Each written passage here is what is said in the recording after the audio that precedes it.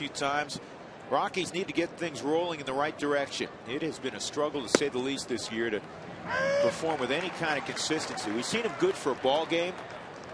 We've rarely seen him really good in all areas, George, for more than maybe 1 or 2 games in a row. That's it. Well, a couple of things that have hurt him obviously has been the fielding aspect of it the other night in San Diego, prior to that, and then it ends up being a gigantic inning for him. And I think that's the one thing that he's got to stay away from.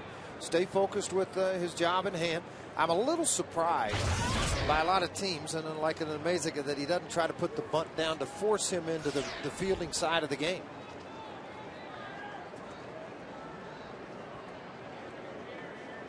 Alfredo had a whopping 3 at-bats with the Rockies back in 2005, and he chops that one foul. Came up in 0-2 with Anaheim. Got a handful of at-bats in 0-2 with Anaheim, 0-3 with Anaheim, 0-4 with Anaheim. Briefly in 05 the Rockies and Pirates, and now he's settled in with Florida, and he's played the last 3 years in Florida on a regular basis.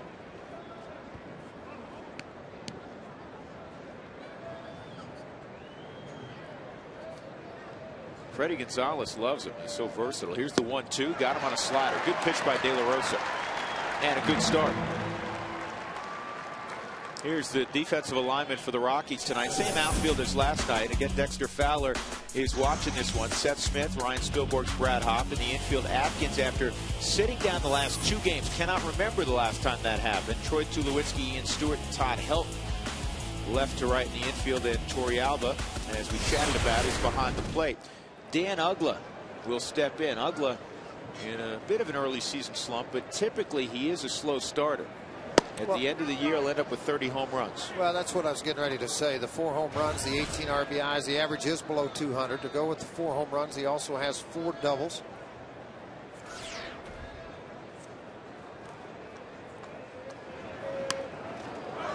That's how you know Uggla's not going well. When was the last time you saw Uggla try to bunt his way on? Well, I think that kind of caught Garrett Atkins by surprise at third, too.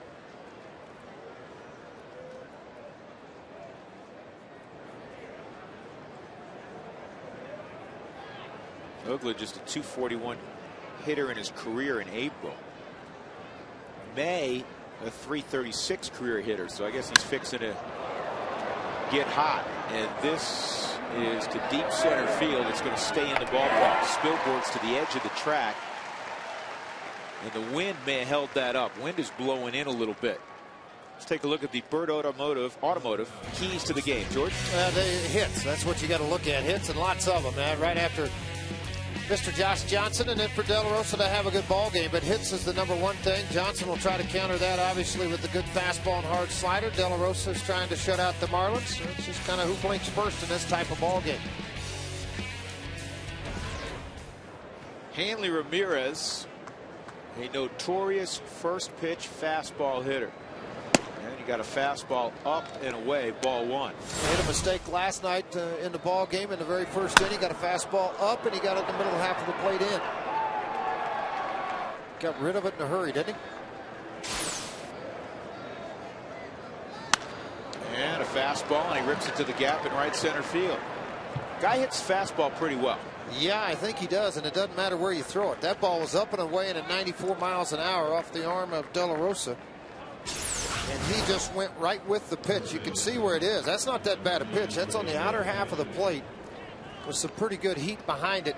He didn't try to do anything more with it than you could just see by the swing and the path of the bat through the ball that it's exactly where he was trying to go with it was into right center field. Well, you mentioned the wind, and I honestly think that ball that Uggla hit, if he hits it last night, it's out of the ballpark. You feel a pretty good breeze coming in to our face here in the broadcast booth, so I'm sure it's the same feeling out there. As I watched Spilborghs break back extremely hard on that ball, and it just died. It hit a wall. Jorge Cantu swung through the slider. I think you're right, George. I think off the bat, Uggla felt like it may be out. Spilborghs, the way he reacted, thought it would be deeper than it was. Ramirez with that double, now a 7-game hitting streak.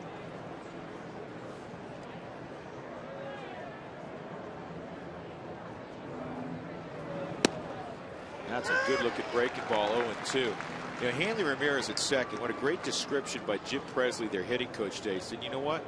He's an NFL defensive back playing baseball. He's 6'3", 225, and you know he's got the baggy shirt on. That's kind of the way things go in baseball these days. George, he is ripped. I mean, he is put together. Well, that's obvious. You can see the bat speed and the power he puts behind it. Well, good idea by Torrealba. Try to ride that heat up into the zone, maybe a little bit too high. Cantu started to make an offer on the baseball.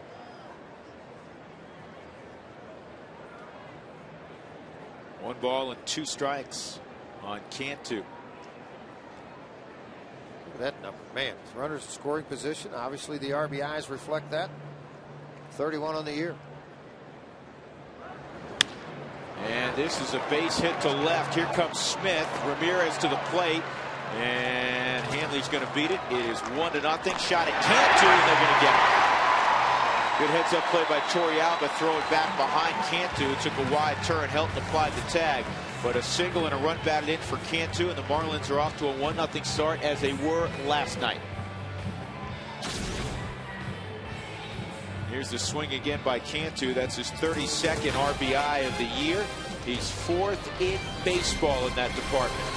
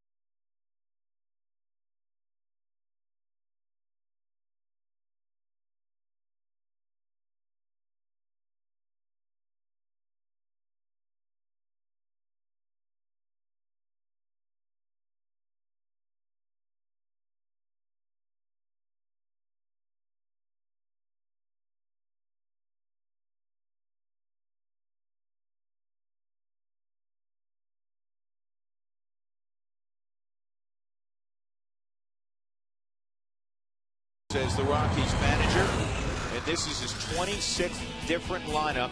The Rockies have played 28 games coming in.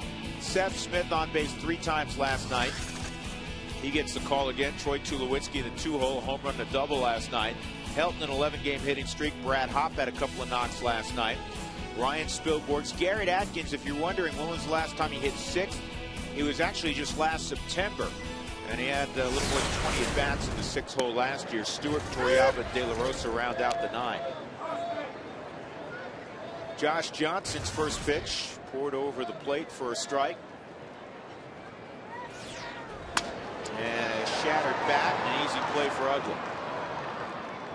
Let's take a look at the Fidelity scouting report on the large right-hander. Yeah, you know, in high school, this kid weighed about 210, and now it's up to 255, and the fastball has followed that up to 97 miles an hour. He'll ride it in on the hands of right-handers and left-handers. The curveball slider change, it's added that change into the mix.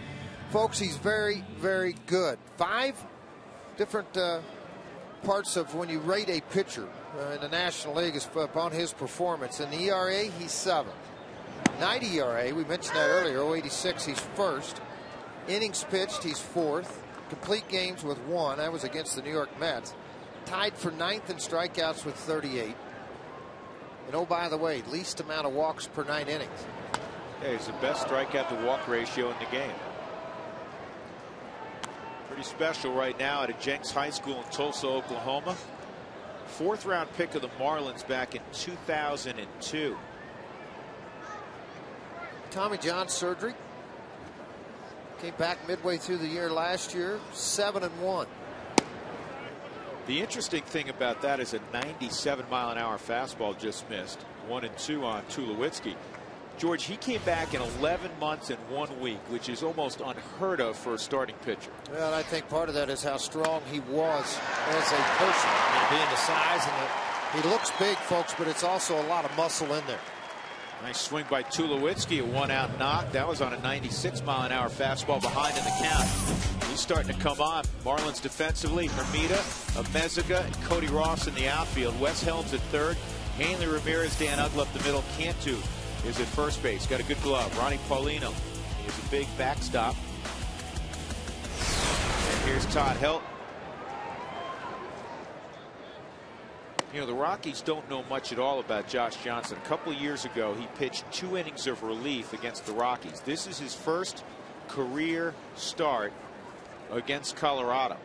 The only 2 players to face him in the regular season, Barmes and Merton.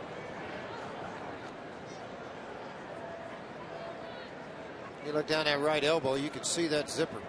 It's all the way on the inner half of that where they had to replace the. You also, George, see how big his fingers are. His baseball looked like a golf ball. Yeah, he's a big man. Boy, his brother could really hit. Went to the University of Oklahoma as a right fielder. Played for Larry Cosell.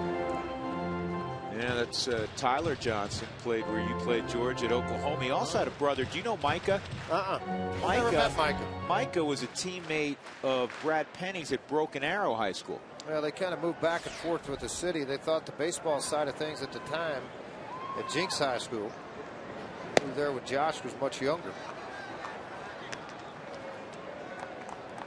What are they feeding them out your way? I don't know. They're big. Penny ain't big. small. No, Penny's not very small. Neither is Josh. 2 balls and a strike on Helton. Tulowitzki at first.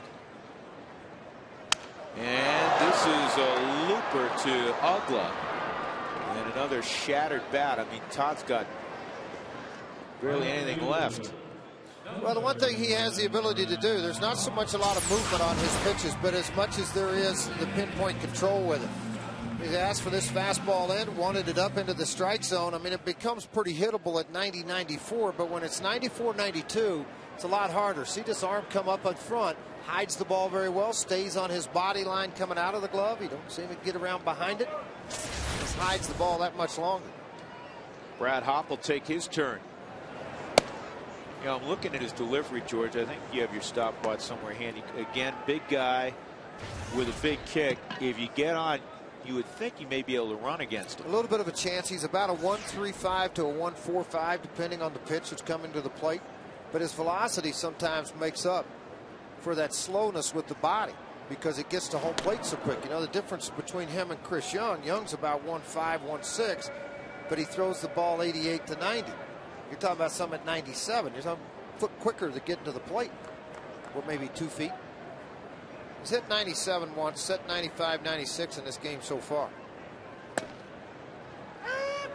1 ball, 1 strike. Big bark from Bill Miller behind home plate tonight. Darrell Cousins is at first base. Angel Campos at second. Brian Runge at third. 2 outs, bottom of the first, 1-0 Florida. That misses. 2-1. Brad, a couple of hits last night. He's got the average at 329. Leads the club in RBIs with 19. Helton, who just got sawed off, is second on the club with 17 RBIs.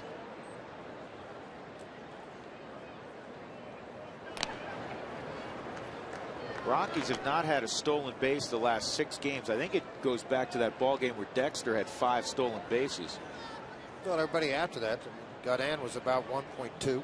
Everybody you face has been very quick to the plate. 3-1. Amazingly, that time about 1.32 to the plate.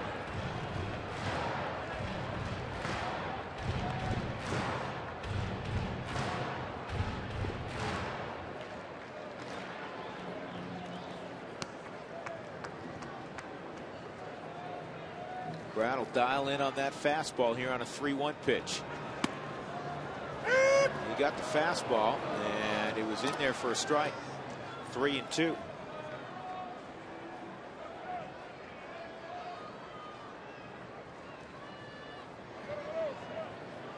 Cantu will move behind Tulowitzki on the 3-2 pitch as he'll be off with 2 outs. Outfield extremely deep. And this is a ground ball fair to Jorge Cantu. He'll jog to the bag. In the inning, Tulowitzki reached. The Rockies could not move him along. It is 1-0 Florida through 1 inning of play.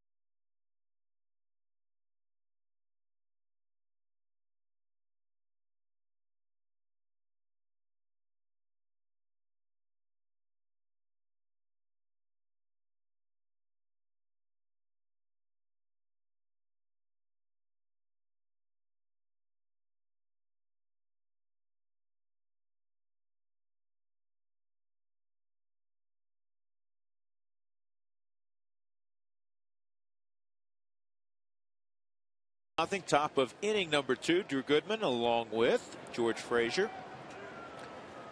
Let's take a look at Jorge De La Rosa getting ready to go in the 2nd inning. We remind you, if your windshield's chipped or cracked, don't wait. Call Colorado's #1 team, Elite Safelite Auto Glass, 303-287-5000, or visit safelight.com. Wes Helms will lead it off for Florida. More of a pinch hitter the last few years. We discussed that last night. One of the better pinch hitters in the game. Getting a start at third base this evening.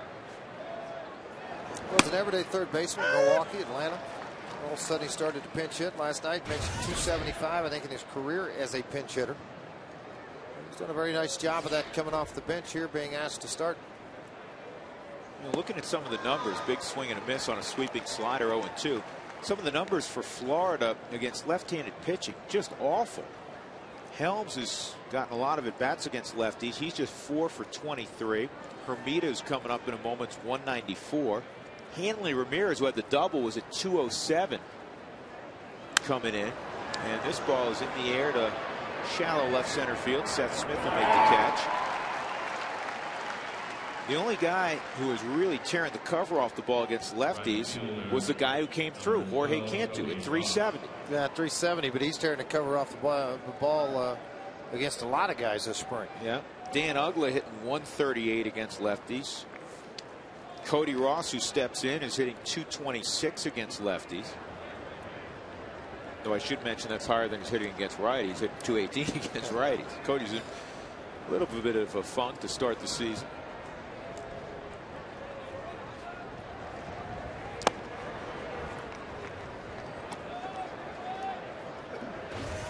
Last night in that 8-3 win, Ricky Nolasco won for the 2nd time this year. It ended a run of 20 consecutive ball games where the Marlins starting pitcher did not get a W. Marlins also produced a season high 16 hits last night.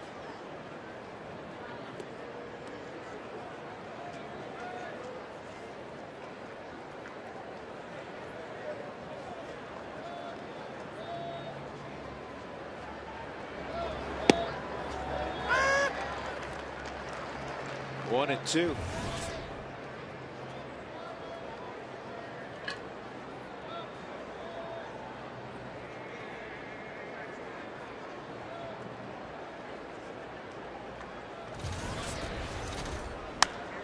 And this ball's hit a long way foul down the right field line.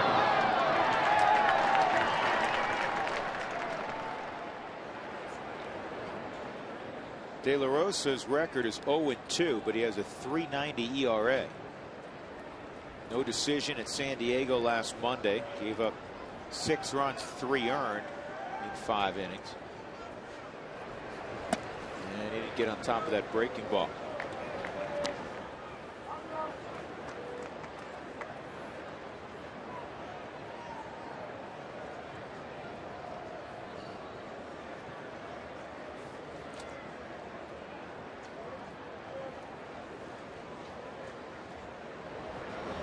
Two, and he got him.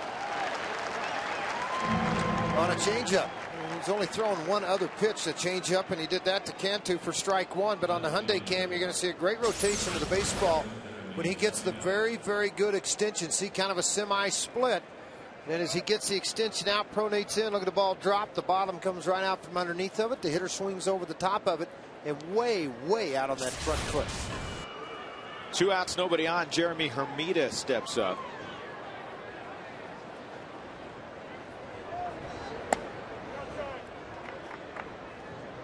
Hitting coaches will tell you that Jeremy Hermida has a low maintenance swing. Not a lot of moving parts. Pretty consistent with his swing. 1 ball and 1 strike. 35 home runs over the last couple of years. They believe he'll eventually, once he matures, settle in and be around a 300 hitter. See, the one thing I look as a former pitcher, you look for ways to get guys out. If they can hold this shot just for a second, guys, whenever I see this with a hitter, a lot of times I try to take the ball away from him, and I'm going to show you what I'm seeing with his hands. You talk about low maintenance. Look at the angle of the bat. See how it's angled over the top of the head. You've got to get started early on a guy with some pretty good velocity, or you're not going to catch up to the fastball, and everything's going to pull you away from it. So I always look to see where the bat sits and where it moves early in games. See how it's still staying cocked till the very end. Everybody has a starting point. Even you talk about guys like Counsell and Julio Franco with the big high and everything over their heads, but when a pitch came, it came down to a pretty good hitting position. Popped up. Troy Tulowitzki going out, and Troy will make the catch. Good inning for De La Rosa. Middle of 2, the Marlins with the only run of the ball game.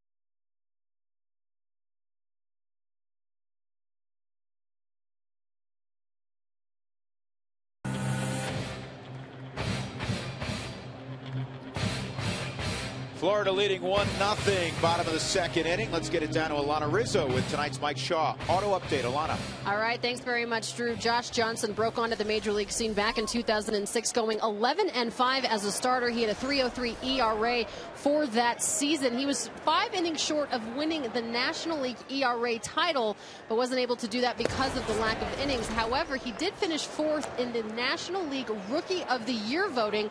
You'll never guess he lost it to fellow Marlin shortstop Hanley Ramirez. This guy obviously tough stuff, Drew. That's a pretty good group to come up, huh? Yeah, Hanley and him. Yeah, Hanley. That was the year, George. They had 4 rookies win at least 10 games. That had never happened before in the big leagues. 4 rookies won in double figures. And he falls behind Spilly 3-0. Ryan Spilborghs to be followed by Garrett Atkins. He's been behind more than just one hitter, which is unusual for a guy that has the lowest walk per 9 innings. That was a borderline strike also. Ball's up. One thing Miller's done is he's called a lot of fastballs. A lot of fastballs that have been up into the strike zone. Up and not that high, but get a little bit tricky finger there. Cantu with the long reach, and then Johnson with the ball behind him reached out and gloved it. 3-1 on the putout, and that'll bring up Garrett Atkins. A reminder that if the Rockies score 7 runs or more tonight, make your way tomorrow to Taco Bell. 4 tacos for $1 with the purchase of a drink between 4 and 6 in the afternoon. Garrett Atkins, a couple of days of extra work with Don Baylor, and he takes a strike. I feel like Garrett's pulling the ball too much. I mean, when he's in a good groove, he's wearing out that gap in right center field.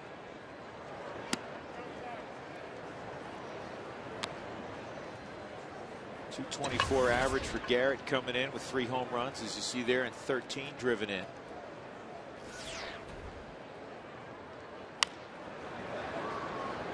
One ball and 2 strikes. I had an interesting conversation with Vinny Castilla before the ball game, and kind of taking Vinny's temperature on the Rockies and the slow start. And he said, the one guy I don't worry about is Garrett Atkins. He says he's a tremendous hitter. He goes, I don't worry about him. He's going to be fine. He proves it year after year. Ramirez is going to throw him out. 2 outs. Rockies have not gotten a ball out of the infield other than the Troy Tulowitzki solid single to left. Well, I normally don't do this, but I'm going to do it anyway just because I know Heath's watching the ball game tonight. Congratulations to Heath Holliday. And you go, well, what's that got anything to do with this game? Doc Holliday, who works as a pro scout, special assistant to Dan O'Dowd, told Heath, talked to him before the game, told him congratulations, a 2-run double today. His team going back to the state tournament. In the state of Oklahoma. In the state of Oklahoma, yeah. That's where Dave resides, so congratulations. Just another one of those holidays who can hit. Yeah, another one that can hit and hit with some power. Ian Stewart takes ball 1. They've been taught well. That is a baseball family. I've seen how North Carolina State's doing. That's where Matt's dad, Tom's the assistant head coach. 1 and 2. You know, we always talk about easy heat. That sure looked easy at 97, didn't it? Easy for him. I mean, just coming out of his hand. Well, there's no Monica Seles behind him. You know, unfortunately, just what you mentioned a minute ago, because of where he's playing and the team he's with, you wonder how much notoriety he'll give. He's bringing a lot to himself right now. First strikeout of the ball game. Quick inning. We'll go to the third, 1-0.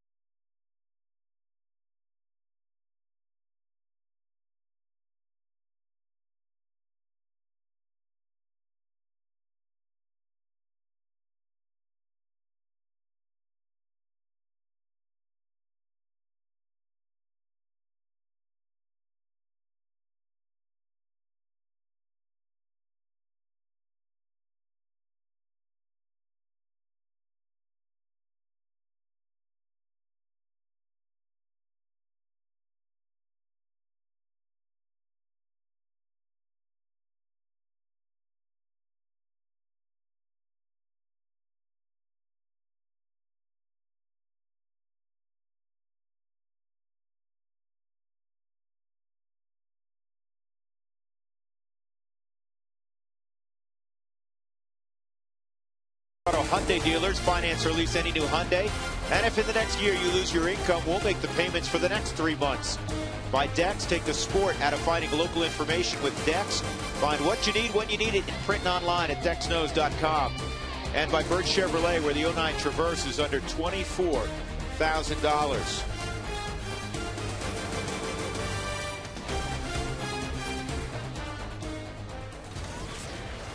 On the eve of Mother's Day 2009, Ronnie Paulino out of the 8-hole steps in and takes ball 1 from Jorge De La Rosa. Take care of Mom back home in Springfield, George. Called her just before the ball game tonight because I knew tomorrow morning on Sunday she'd be up early for breakfast. She'd be at church. And then she said she was heading back to the garden. Brad Hopp handles that. 1 gone. That'll bring up Josh Johnson.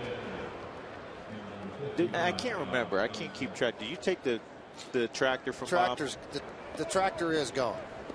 All right. Dizzy Dean, our Geico quote of the day. Maybe it's just a coincidence, but it was after getting hit in the head in Detroit that I began to hear rumors about being offered a manager's job. Dizzy was evidently very quotable. Who was it? Dizzy and Daffy? Dizzy and Daffy. Daffy wasn't bad. And Johnson. That sounds not good, Josh. You want a new bat. There you go, buddy. He was going to swing it again. Somebody had to remind him. Got a crack in it. You haven't got time to put the nail in it, son. Get another one. Can't do a little finishing nail, tape it up, and go again.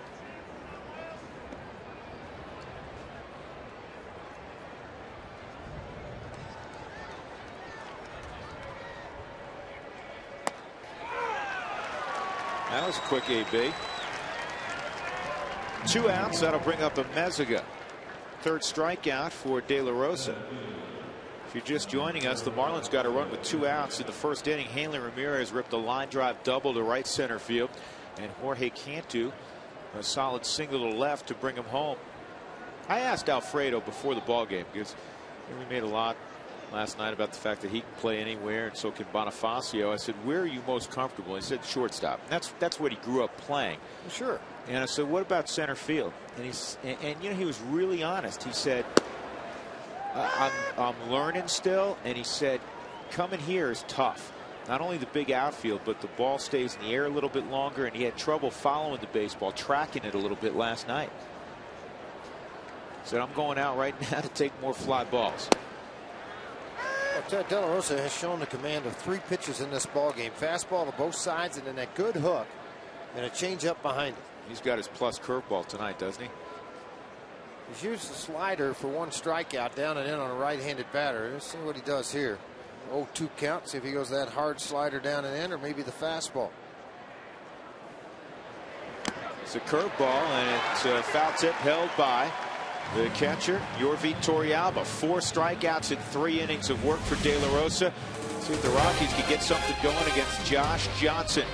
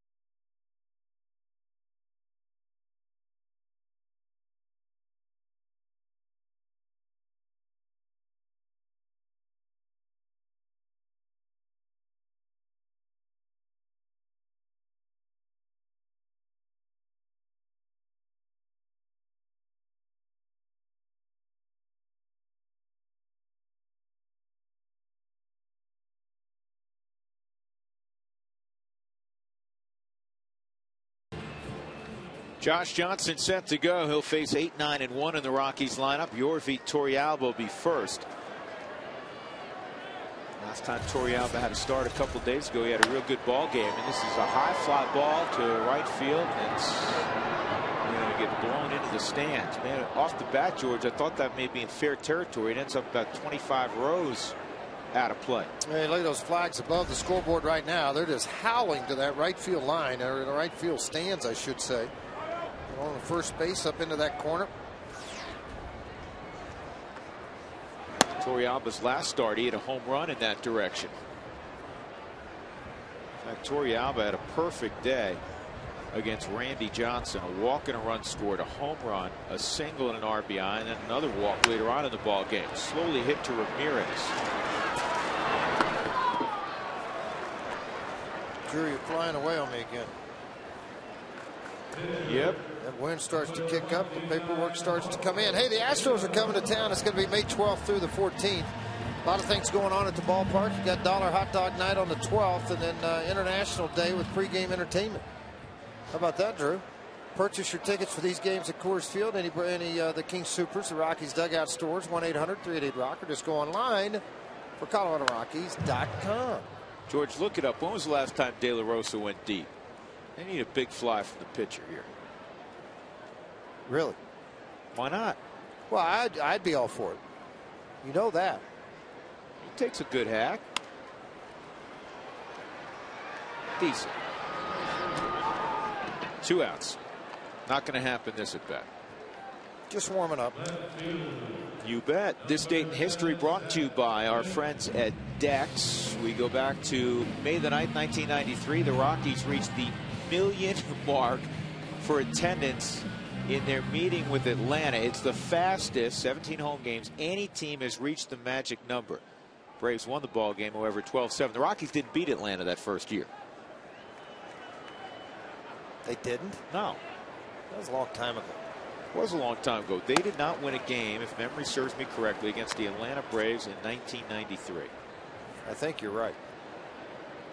Well, I know you're right. Seth Smith got jammed on a fastball his first time up. We're keeping track of broken bats from Josh Johnson tonight. What are we at? 2?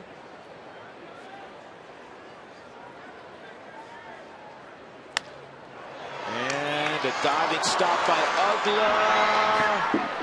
Safe at first. Juggled it, Cantu. They had him till Cantu juggled the ball over there to first base bag. Good hustle by Smith. He gets the infield single. Yeah, the Rockies were 0-13, George, wow, that first year. 93, they had a pretty good pitching staff, too. You look at this ball hit right back up the middle. I tell you, Smitty did a good job that time getting the hands inside the baseball, getting the barrel of the ball to it. Then when it got over to first base, see the ball just pop up.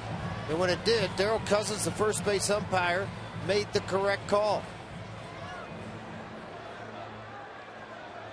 See if the Rockies can capitalize with 2 outs. Right man at the plate, Troy Tulowitzki.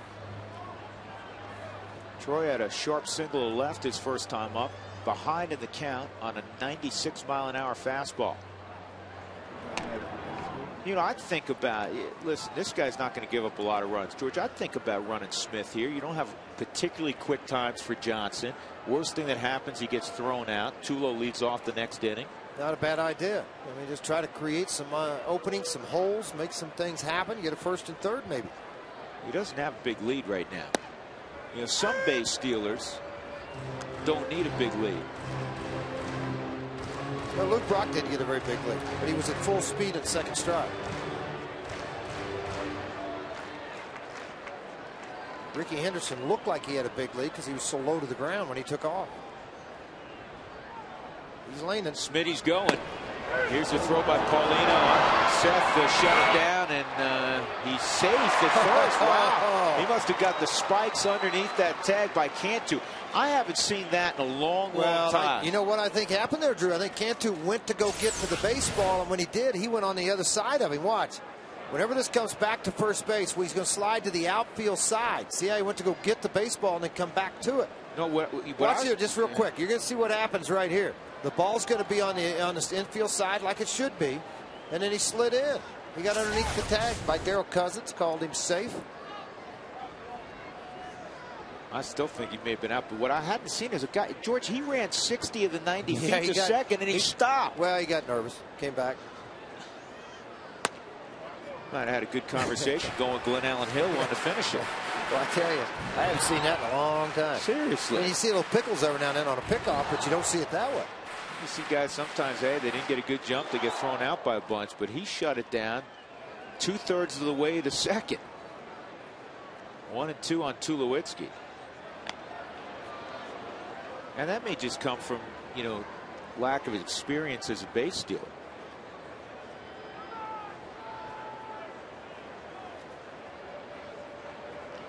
Down, you got to just keep running and do the Willie Stargell thing. Remember that when he called timeout when he got second time? Let me get in here real quick. Okay, time in. You know, about 2 weeks ago, you might have seen Tulowitzki take a hack at that baseball, being much more disciplined with the hits last night on his strike zone, more so than maybe a pitcher's strike zone.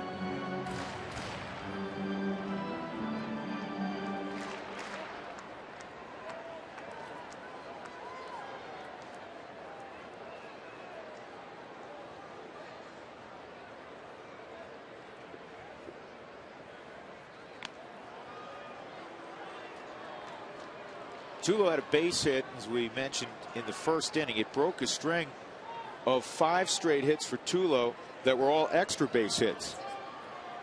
Last night, a home run and a double. Smitty's not going, and that's strike 3. Strikeout number 2, both with Rockies looking for Josh Johnson. 1-0 Florida. Ugla lead it off in the 4th. 7.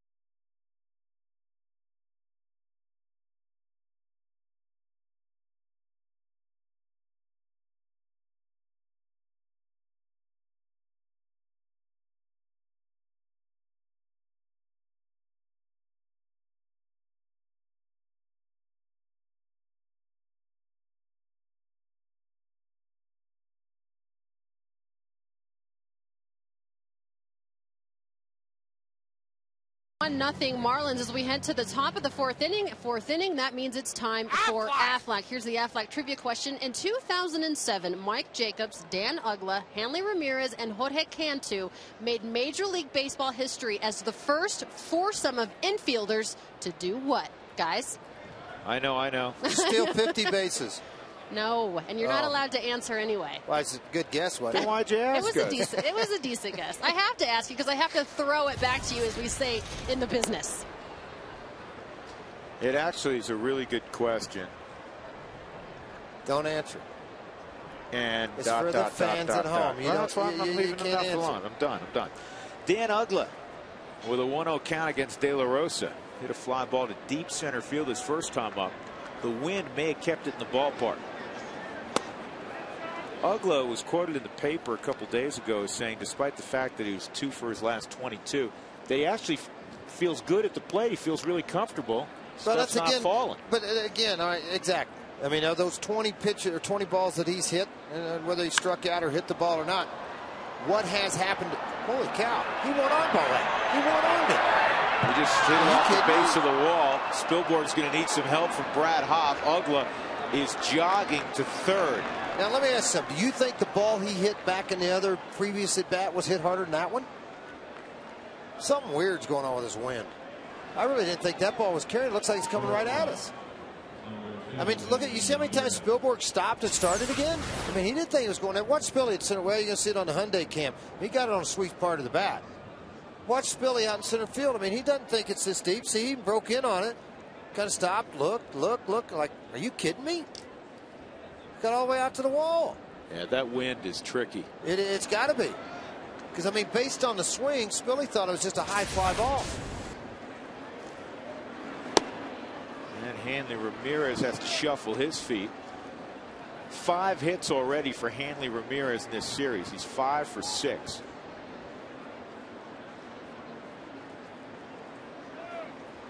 Rockies playing the infield back with nobody out, down 1-0. Ramirez doubled and came around on a Cantu hit in the first. And Hanley's going to drive in a run here. I'll tell you what, he had a fastball away from him about belt high, right? Not at belt high, but knee high. He goes to right center field. This time it's a fastball at 93 on the inner half. But he has dropped the head on it. I mean, he just took the bat head and dropped it and pulled it down the left field line. Man, oh man. See, look how far inside Torrealba is. And he hit, I mean, folks, the camera's a little bit offline here. So if that ball carries on in, it's right to the glove. He couldn't throw it any better. I mean, he threw it exactly where Torrealba wanted it.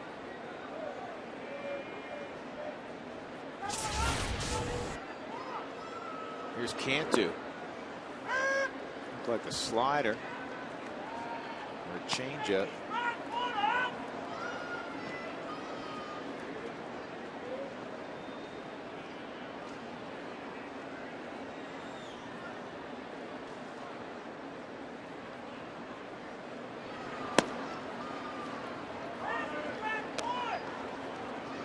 Ramirez keeps this up, George. You might just have to pass on him.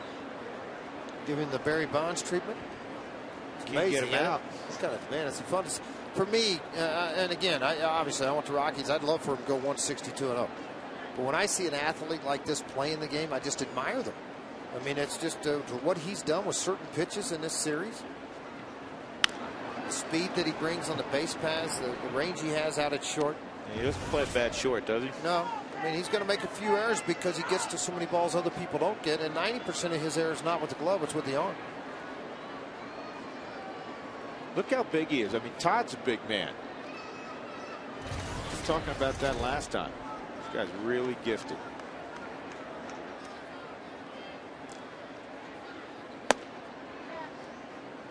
Hey, create your own Rockies collectible by using your favorite photos in the photo store at ColoradoRockies.com. In 3 easy steps, you can make your very own Rockies memory. Go to ColoradoRockies.com today. 2 balls, 2 strikes on Cantu.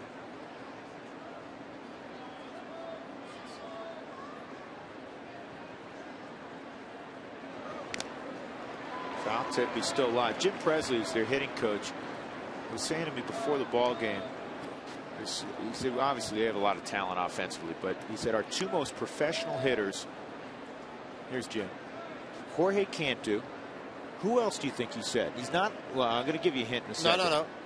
Who else do you think he said? And he didn't say necessarily best. He said professional. You know what that means. Each time he just grinds out at bats, knows what they're doing offensively. Swung on and missed. Cantu's gone. Good pitch by De La Rosa. First out. A Meziga. Not a Meziga. Okay. He's not in the lineup tonight, George. That narrows it down. Yeah, John Baker. You can see it a little bit. That doesn't surprise me. Oh, yeah. It doesn't surprise me. Baker had a good night against the Rockies last night. I think Presley's just playing favorites, though. Baker 2 for 5, 3 RBIs last night, a home run. Wes Helms up there. He had a fly ball to left his first time. That's a strike. See if Hanley Ramirez gets frisky now that there's 1 out. Helms at the plate. See if he's gotten a read at all on De La Rosa. 35 steals last year. 50+ steals for Ramirez 2 years ago.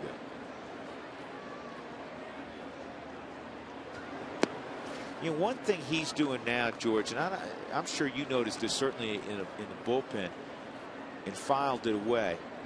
when he takes his lead right now, it doesn't look like he has any inclination to run. And then if he gets serious and all of a sudden he gets the body in a lower crouch, it almost is a giveaway, isn't it? Oh, it is a giveaway. I mean, you're watching those kind of things. See, he went out that time and kind of got in a little bit better running position than he was in the previous 2 times. Yeah, the previous 2 times like he's hanging out. Well, I think that's because he's not comfortable with De La Rosa's move. He doesn't know what he's going to do on the mound. The leg kick, you know, he's kind of studying a little bit because earlier he hit the double, didn't get a chance to look at it from first base. Or maybe he just doesn't feel like running tonight. I'm just going to be a hitter tonight. Yeah. Pretty good at that, too. That's inside. Now look at the scoreboard. It's 2-0 Florida. 4 hits, 2 for the Rockies. And I think De La Rosa has really good stuff. He's got very good stuff. Very good command of that stuff. Dodgers won again, 8-0. Stoltz got the win, and Pierre with a big base hit. Yeah, Juan had a couple of doubles. Yeah. And Stoltz is 4-1. He was the call up to replace Kuroda.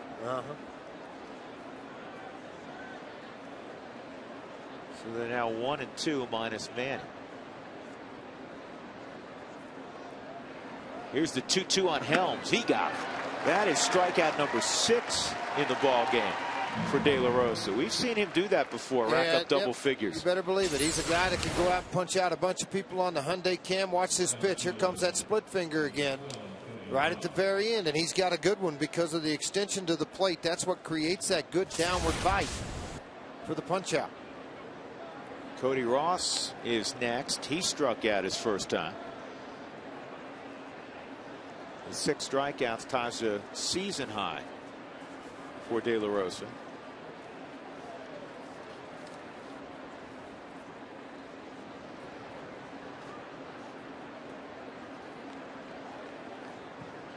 His career high 10.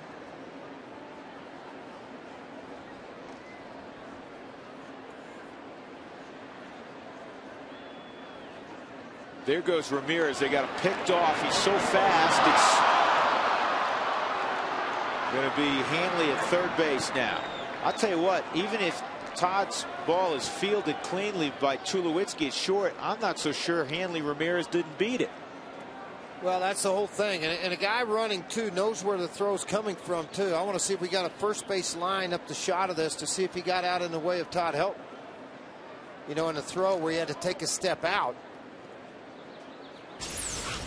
Look at high home. I mean, they got him picked pretty good here, and then Todd's got a hold of the baseball. And when he threw it, I tell you what, Todd went down to one knee.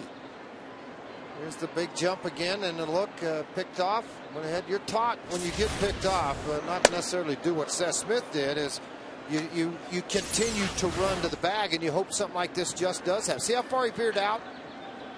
I mean, and Helton threw a cutter. So it's like counterproductive. You got the ball going behind him and the guy running out into the path of where you're throwing the baseball. And they had Stewart covering because Tulowitzki was swung over way in the hole with the right-handed bat up.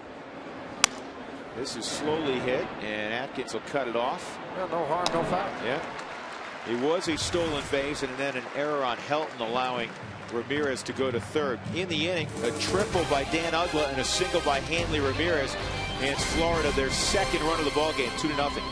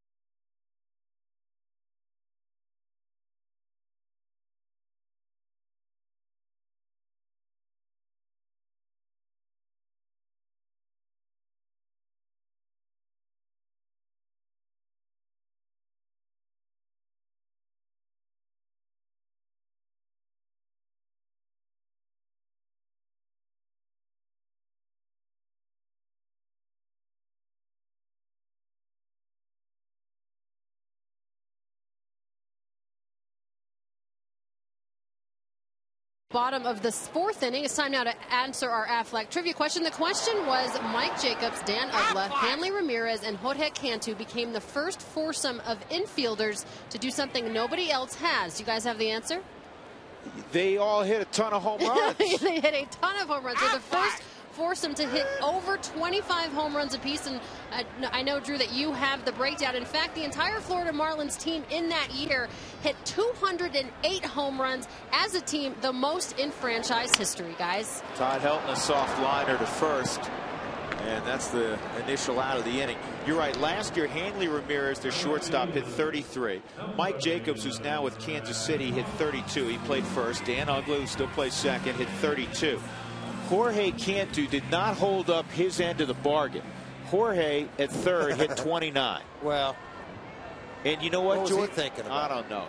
He hit 7 in the first 14 games of September to get to 29, and then did not homer in the final 8 ball games of the year. I'm surprised they did not release him at the end of the season. The only team that was close to such a figure is first pitch was out of the zone to Brad Hopp, and that's fouled off 1-1. George, the A's in 2001, they had Jason Giambi at first. He had 38 bombs. Eric Chavez hit 32, their third baseman. Miguel Tejada hit 31. I don't remember. Was Mark Ellis their second baseman back then? There's a strike. You're trying to check that one out.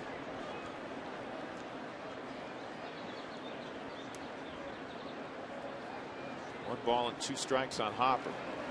And this is back up the middle. Brad Hopp with another base hit. Lo and behold, huh?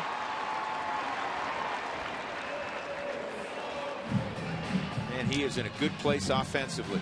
Well, and a lot of times, you know, power had been such a big part of his games, home runs, RBIs, and all that stuff, that all of a sudden now, you know, he's just taking kind of what a pitcher's giving him. You know, instead of trying to take a ball down and away nasty, he just go to left field with it. 9 hits now to left field, 11 to center field, make that 12 to center field. Ryan Spilborgh's at the plate. See if Spilly's aggressive early with Johnson. That's when he's at his best. He is, but it's a 2-hopper to Ramirez. 6-4-3 on the turn, and the Rockies will have to head back out to the field, play some defense. 2-0 Florida on inning number 5 at Coors Field.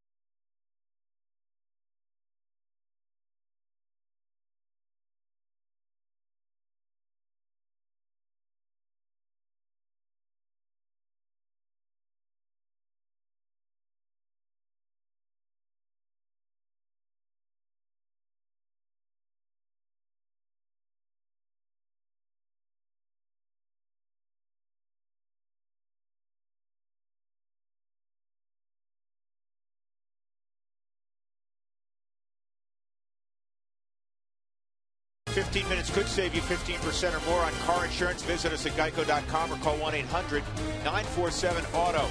By Comcast Digital Home Phone Service, warm up to unlimited local and long distance. Call 1-800-COMCAST. By the Great Colorado Payback, reuniting you with your money. And by Amco Transmissions, AA MCO. Top of inning number 5, Drew Goodman, George Frazier, Alana Rizzo from Coors Field. Jeremy Hermida against Jorge De La Rosa. And the breaking pitch in there for a strike. Hermida hit a little pop to short his first time up. Running the first, running the fourth for the Marlins. Hanley Ramirez has been in the middle of both. Scored one, drove one in. 0-2 on Hermida. According to Baseball America, Hermida had the sweetest swing of any high school player when he came out of the Atlanta area. Got him at first. Got off the mound, made a nice play, made a snap throw to Helton. You were holding your breath there for everybody in the last yesterday particularly, they did the PFP drills and did a lot of work getting off, making sure you're properly balanced and make the throw over, and Jorge did a good job there. That'll bring up Ronnie Paulino.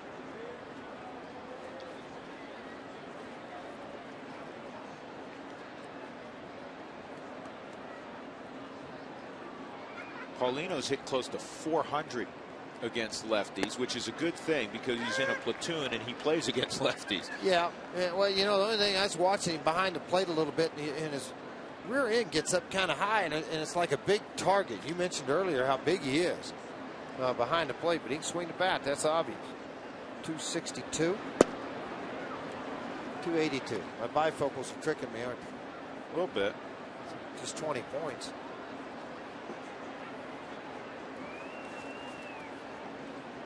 But he's hitting 393 against lefties.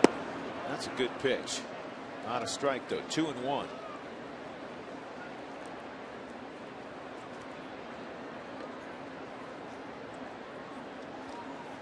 Paulino from Santo Domingo.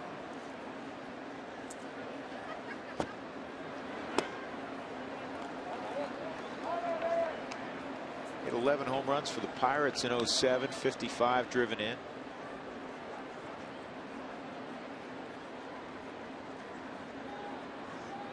He had 310 in 06 with the Pirates and 442 at bats.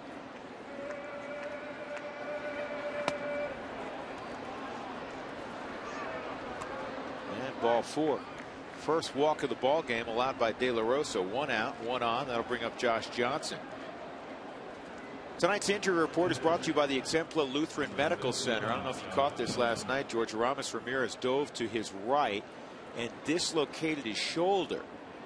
That came against the Brewers. He's on the disabled list, and it could be up to a couple of months. Yeah, it was bad. I mean, I saw it on the replays last night. It wasn't pretty. That is not good news for the Cubs, who are losing to Milwaukee, a hot team, 3-2. That's a good bunt. 2-4 on the putout. Sacrifice for Johnson. Paulino at second with 2 outs for Alfredo Amezaga, who has struck out twice against De La Rosa.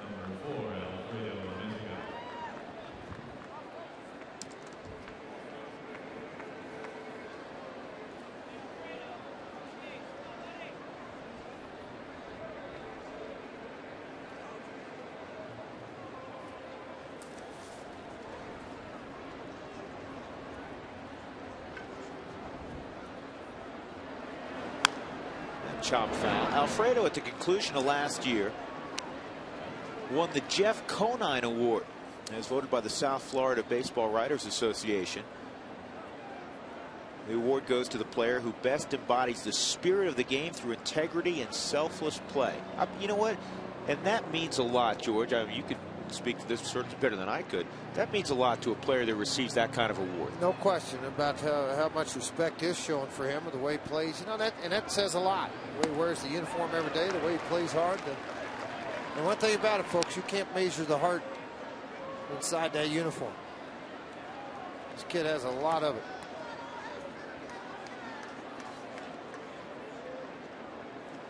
Oh, and 2 on Amezaga.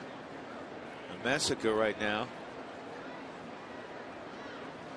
staring down his 3rd punch out. De La Rosa has struck out 6 thus far. No advancement. Paulino thought about it, but yeah, that's smart base running by Ronnie. And I'll tell you why.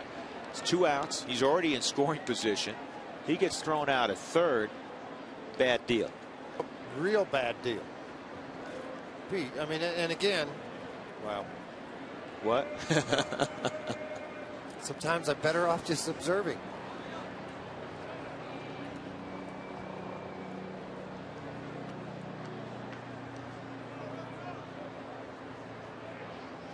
1 ball, 2 strikes.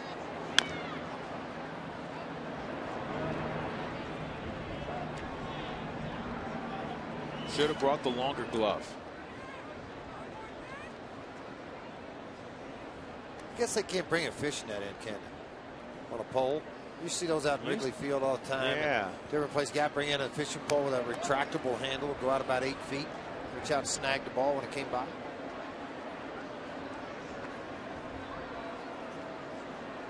No, they kind of frown on that. 1-2, and it's fouled off of Messica's foot. He's not having a lot of fun with De La Rosa tonight. No, you know what? Whenever you get that situation like that where you got 2 punch outs, got a guy in scoring position, and you're behind in the count, 1 ball, 2 strikes, you haven't hit anything at all for what he's offered. There's the fastball right off the big toe. Look at his face. That really hurt. That's what I love about the Hyundai camp. Because, all right, guys down the truck, if he punches him out or something, let's look at the eyes. Listen up now. The eyes of the catcher and the umpire. This is the one I really like. See if they keep him open. He got him again. 3 times Alfredo Messica has gone down swinging against fellow countryman Jorge De La Rosa. 2-0, Florida.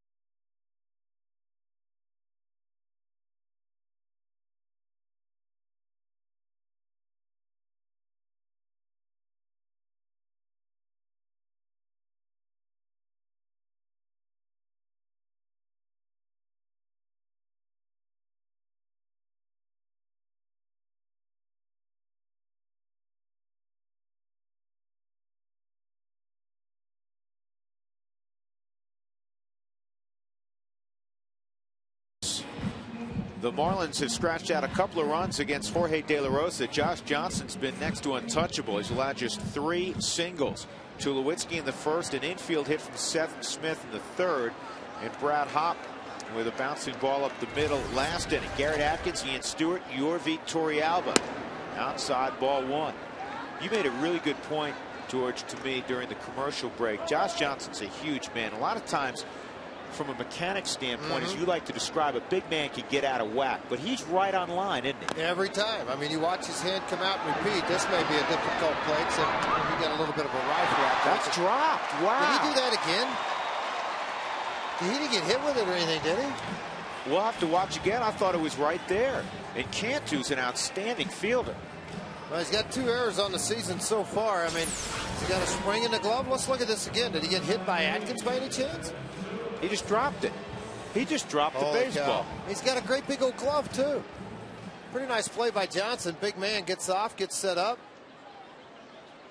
What the heck? I guess that happens even in the big leagues once in a while. Yeah, 3rd error for him on the season. If the Rockies can capitalize, Ian Stewart at the plate.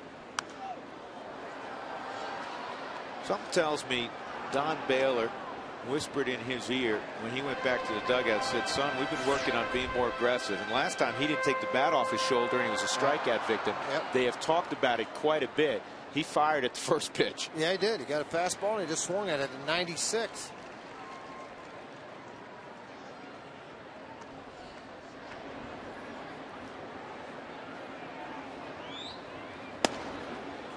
That's in there. It's 0-2. Josh Johnson just turned 25 a few months ago, last day of January.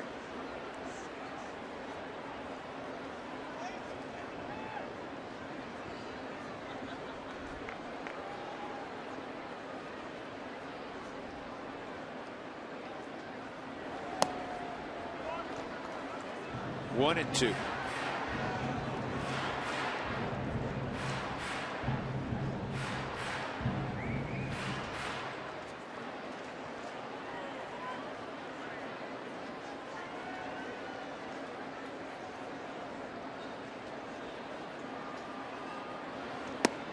Strike three. Second time Stewart's been caught looking. Change up at 88. Pitch he hadn't even broke out in the game yet. So, I mean, watch this pitch right here. They wanted to go down and away with it, but he stayed right on the inner half with it. Watch the extension, folks. Great load on the back leg. See the arm come right down the body line, and look at that extension out over that left knee. You want to create movement? You want to stay down in the strike zone? Extend like that every time. 1-0 on Torrealba.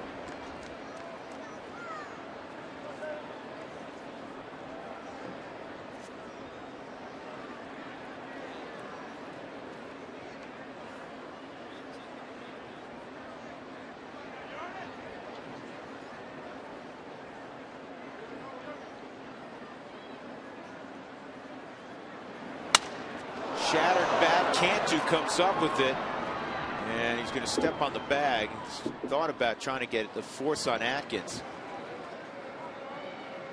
He's going to take Sure out with the pitcher coming up. Well, I think the only reason he didn't do it, Drew, is because Hanley Ramirez wasn't there to the bag at that time, and he didn't want to throw to a moving object, so he just went ahead and faked the throw, you know, and just stepped on the bag. Let's look again at this, see if Hanley got over there. See, he's kind of playing over to the pool a little bit. And when he caught it and he got to his feet, he turned and looked. I'm not sure he was going to be there on time.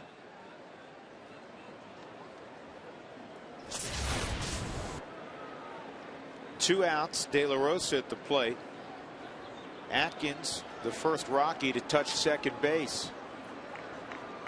It's like sacred ground. Well, congratulations are in order, George. The Rockies announced their minor league organizational player and pitchers of the pitcher of the month, I should say, for the first month of the season. Christian Friedrich, their #1 from last year, pitched very well. Yeah, pitching with your son in Asheville, has pitched exceptionally well. Pitcher of the month, and Carlos Gonzalez, who came in the Matt Holliday trade, the player of the month for Colorado Springs. Seems like every day we look up his numbers, he's driving in 2 or 3 runs. Yep, great. He's done a great job down there. Unfortunately, right now there's not a place for him to get going. You know, the Rockies with 4 outfielders that are trying to get it going around in the outfield, just enough to get them out where they need to be. Carlos is hitting .325, 6 doubles, 5 triples, 2 home runs, 27 RBIs. That in the first month of the season. He also stolen 3 bases. The RBIs leads the entire organization. Got another guy throwing the ball extremely well, AAA, Alan Johnson. Yes, he is. Been outstanding.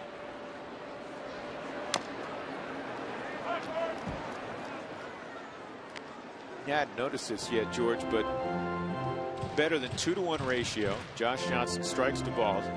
He's got 61 pitches here, and he's almost through the 5th inning. That's not a great number of pitches. No, I mean, if you're averaging 12 an inning, you've really been outstanding. It means you've had some really, really short innings.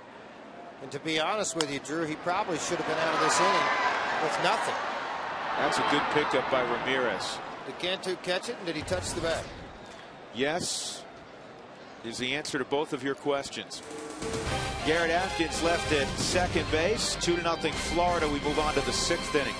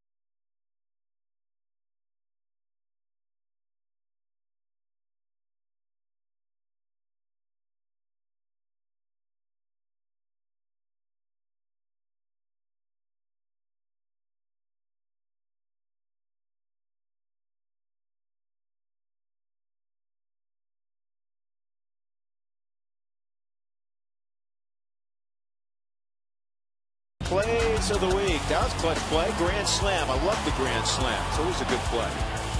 Chris Iannetta.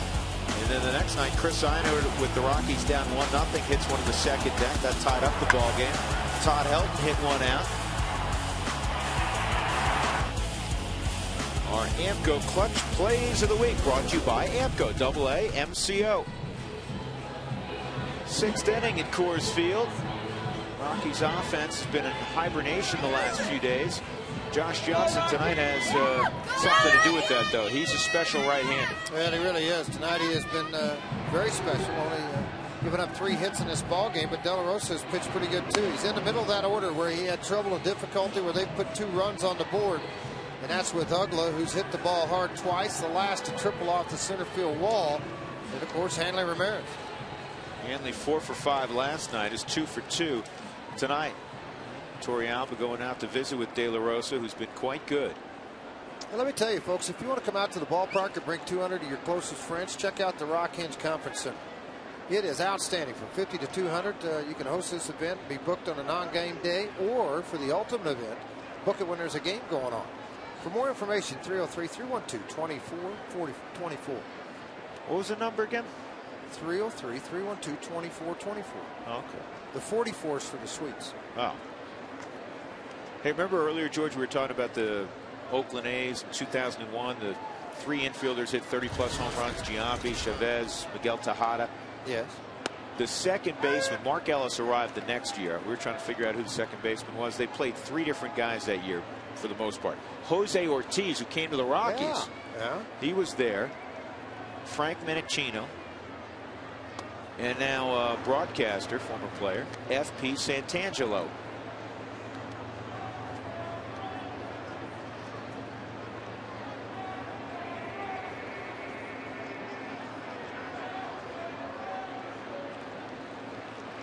Here's Dan Ugla with a 1-1 count. Takes inside 2-1. Ugla from Louisville, Kentucky. Went to the University of Memphis. 29-year-old. Popeye forearms.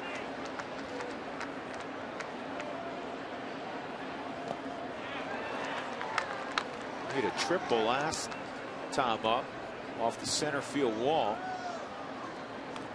His first time up, he hit one to deep center field. Ryan Spilborghs thought he was going to have a relatively routine play, then all of a sudden he was in a dead sprint toward the wall.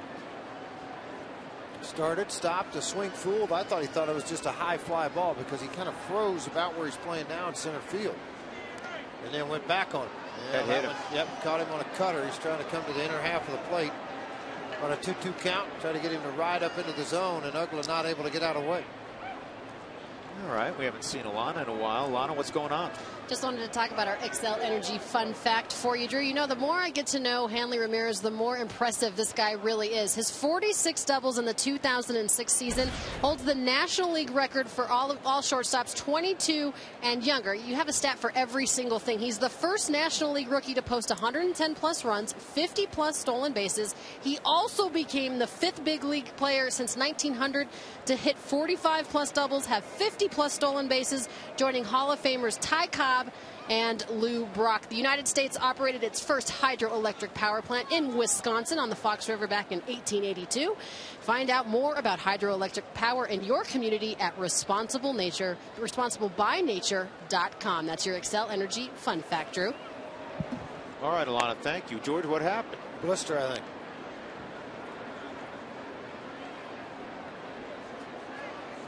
You know, on the pitching finger, I think that's what it is more than anything. Battled that. Doogie was looking at that when they were out there. I mean, as Alana was talking, I mean, you know, they were looking at it.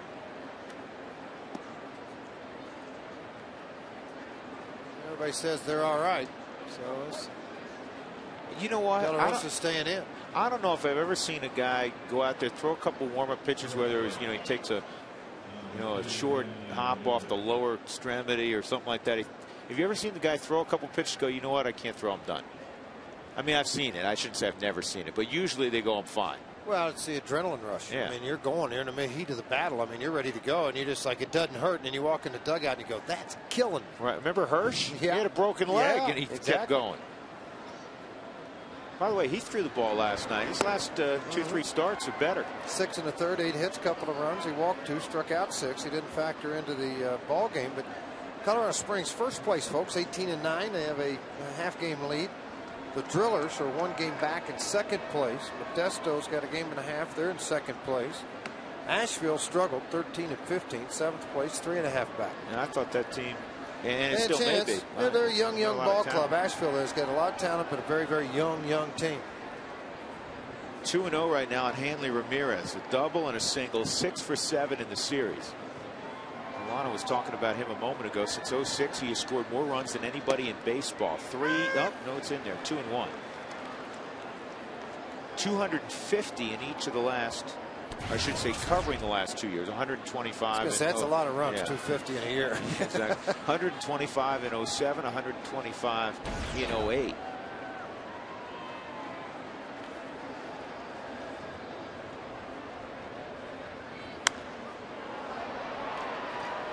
May have finally gotten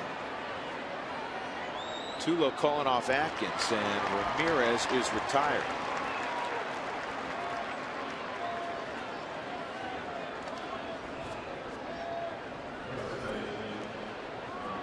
That'll bring up Cantu.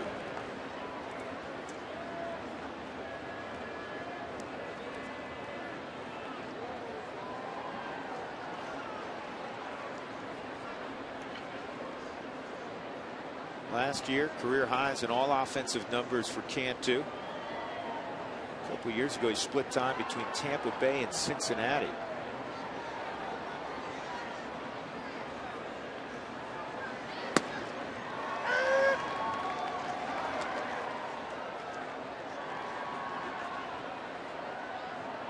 It appears Jason Grilli warming up for the Rockies down in their bullpen.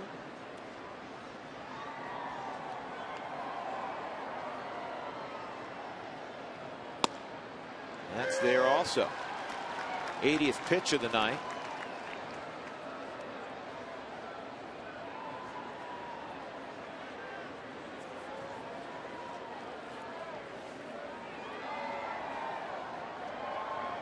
Hurdle's starting to figure out, what do you do after this inning? This is the 6th, but De La Rosa's not due up. He's going to hit 9th. There's 9 hitters away from him. He's still going at it pretty good with just 81 pitches in this game. That is the 8th strikeout of the night. Second time he's gotten Cantu. He got him on a changeup. And that'll bring up Wes Helms. He has fanned Wes Helms once tonight. Helms is 0 for 2. Helms from Gastonia, North Carolina.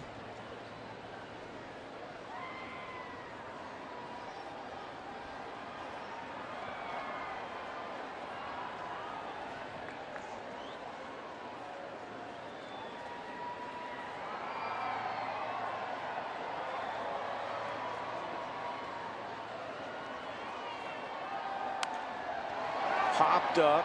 Todd Helton in foul ground. And another strong inning for Jorge De La Rosa. We go to the bottom of the 6th inning. 2-0 Florida.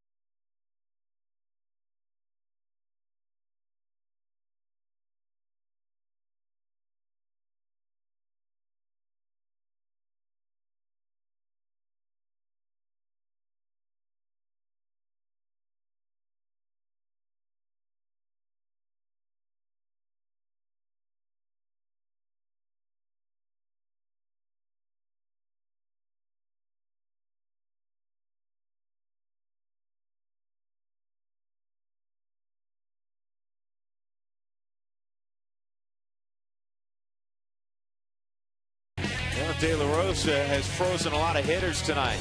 Good mix of fastball, curveball, slider, changeup. 4-pitch mix. He's got them all going tonight. Except the Marlins have touched him for a couple of runs. They've scratched 2 out. The only 2 runs in the ball game. That was our Frost Brewed Coors Light Freeze Camp. Florida leading 2-0 behind this big kid from Tulsa, Oklahoma, Josh Johnson. He started the year throwing almost 15 innings of scoreless baseball. And he's got the scoreless run going tonight. 3 hits in 5 innings, 3 strikeouts.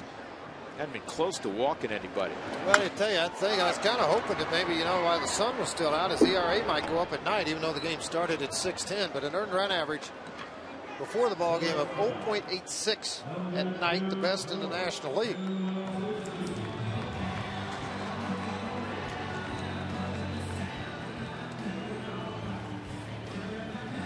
Troy Tulowitzki will come up. Troy had a single in the 1st inning, caught looking in the 3rd.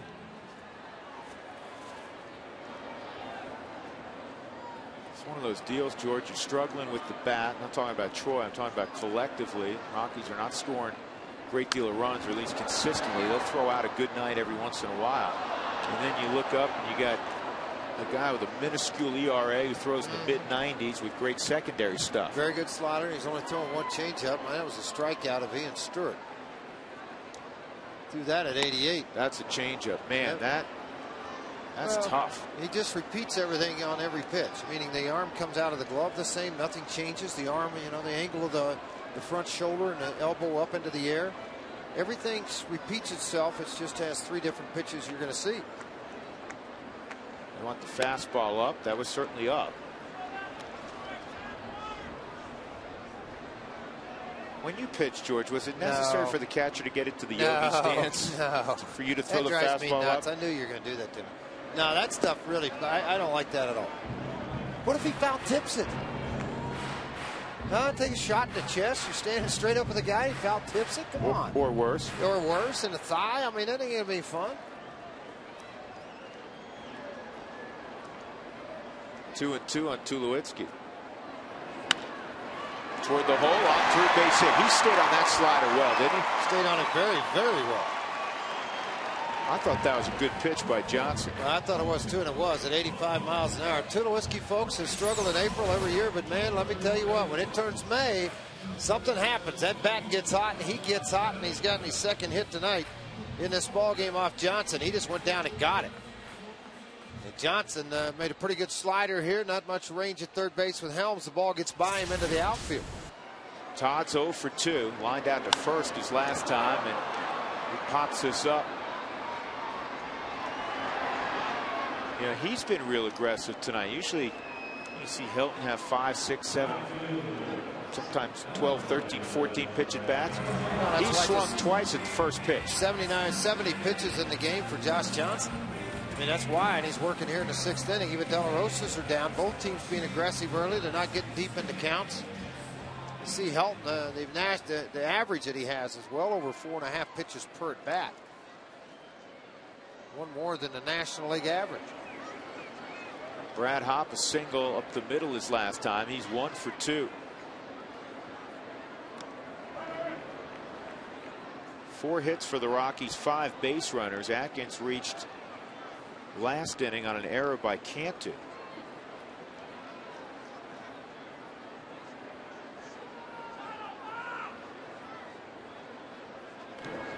But you know what? Because De La Rosa has pitched so well and kept the Rockies in this ball game. Brad Hopp runs into one here. You got a tie ball game. That's absolutely right.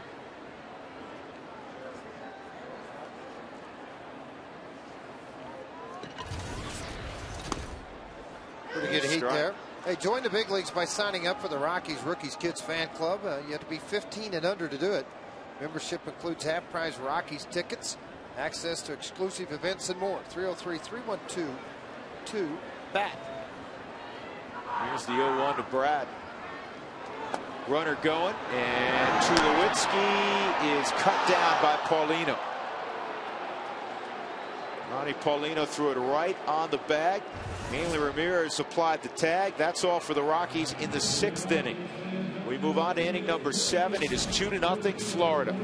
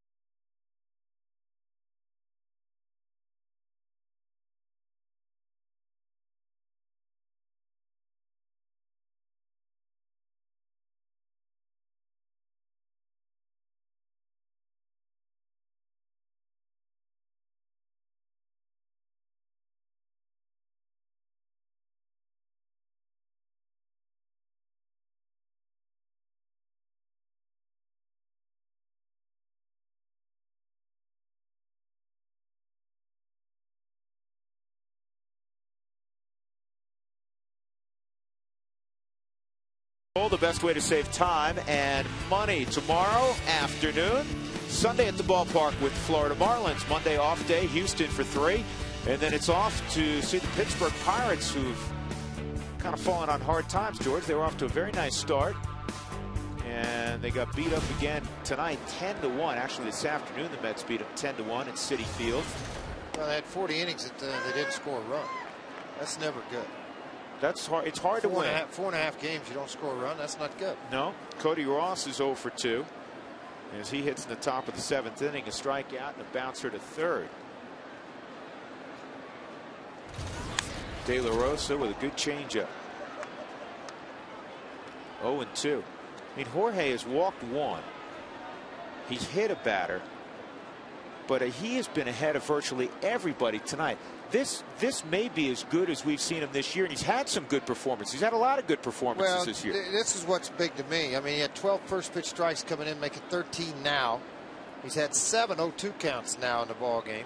1 3-ball count, 0 full, 6 flyouts, 3 groundouts, 7 strikeouts, and he's only walked 1 batter. That was through 6 innings.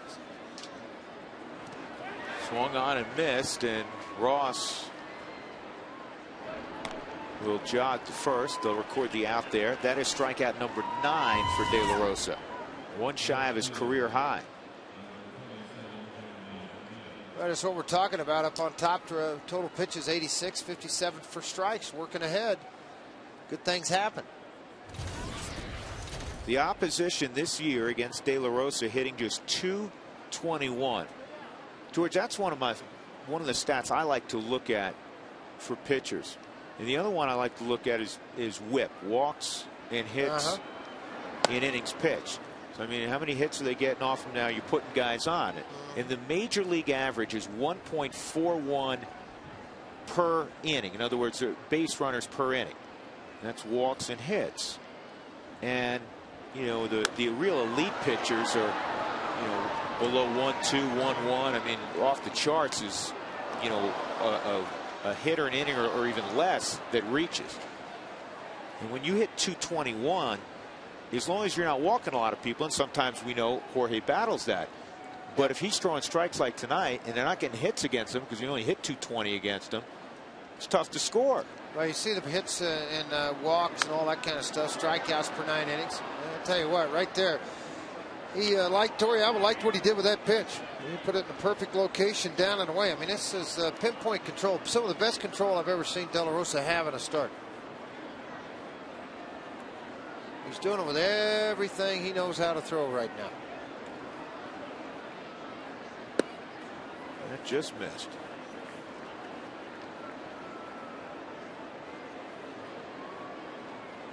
The 221 average against is by far the best of any Rockies starter in terms of opponent batting average.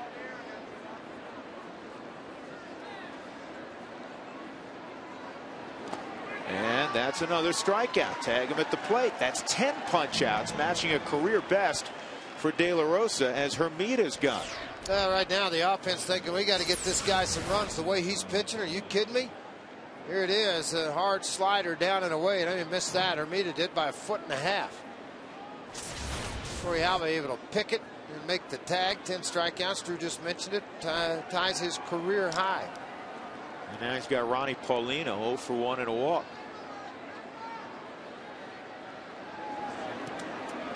Ball 1. 10 strikeouts, and he's thrown 90 pitches. So you have to be ahead. You can't be striking everybody out on a 3-2 pitch and have only 90 pitches. That's right. And you look at some of the batting averages against, George, for the Rockies starters.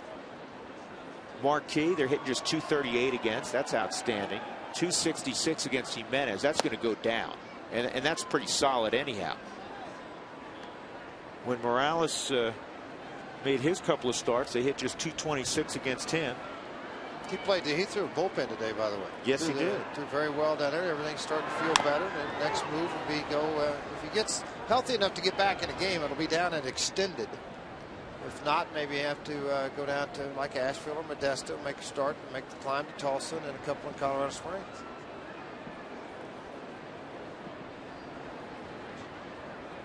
Two and 2-1 on Paulino. Bottom of the 7th inning, the Rockies will have Hop, Spilborghs, and Atkins.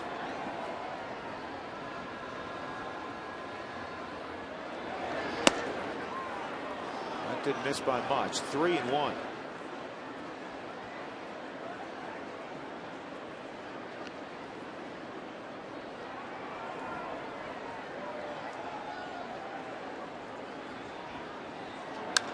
Got him on a changeup. 3-1 changeup. Pops him up right side. Stewart, Hop, and Brad has right away coming in. He makes the play. A 1-2-3 inning, 6 in a row. Retired by Jorge De La Rosa. Get him some runs.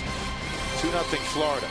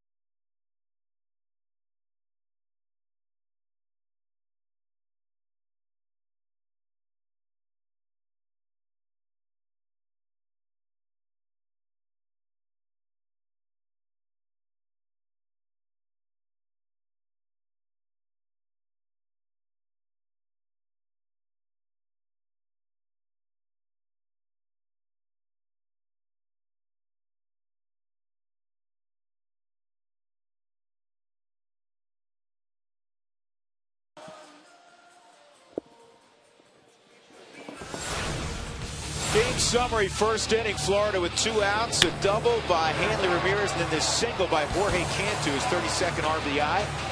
He is 4th in all of baseball in that department. In the 4th inning, there's that man again, Ramirez. This time he's driving in the run.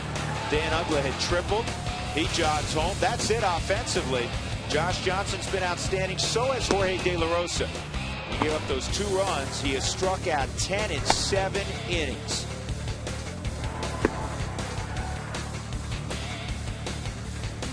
Florida's made a change defensively. Brett Carroll, who came in the late innings for Jeremy Hermida in left field last night, is out in left field now also. There's Brett. And the wind's picking up again. What gave you that indication? And I can't figure out the flags, George. The far right flags, it looks like it's blowing out to right field. This is Hop pulling it through the hole. Brad, another 2-hit night. Good start to the inning. And the flags, the Old Glory and the state flag of Colorado, George, are blowing out like it's blowing a left field. Isn't that something? Look at that. Yeah. Go figure. Maybe that's how Uggla's ball tricked Ryan Spilborghs. Could have been.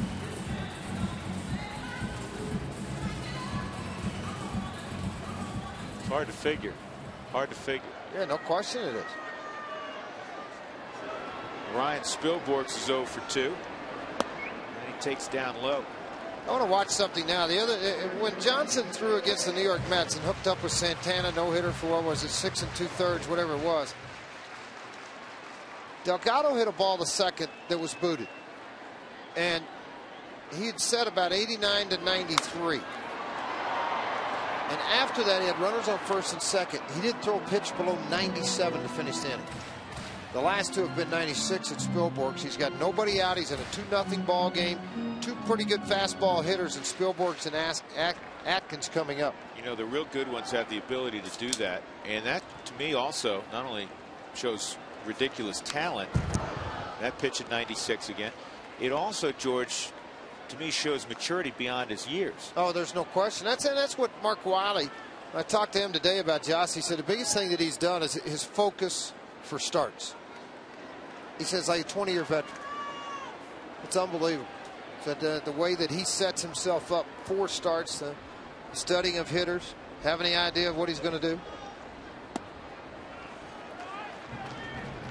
2-2 on Spilborghs. Rockies last night 1 for 16 runners in scoring position. Tonight they haven't had many opportunities. They've yet to put 2 men on in an inning.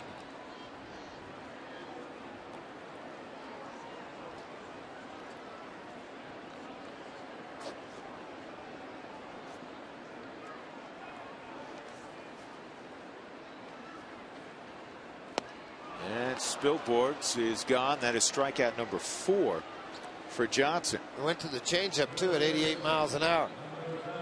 His awareness, I mean, the minute he got the strikeout, you saw it, folks. He looked straight back. And look on the Hyundai cam right here. You know, you're expecting in a 2-2 count. He's shown nasty slider. He's going to give you another one. Instead, he gives you something 10 miles an hour slower, and it's a changeup. And the bottom dropped out of it. But soon he had the strikeout. He turned and looked at Hanley and said, all right, who's got it? In other words, on a ball hit back to him, who's got the bag for a double play? It's just it's the complete type package that he brings to the game. 0-1 on Garrett Atkins. He reached on an error last time up. He hit a swinging bunt in front of the plate. And Josh Johnson fired a strike to Cantu. Cantu just dropped the ball inexplicably. It happens. Ball hit him. I mean, it hit him. It must have hit that little spring. Well, it's like in football, you know. They say you hit him in a bad spot, hit him in hands. Yeah.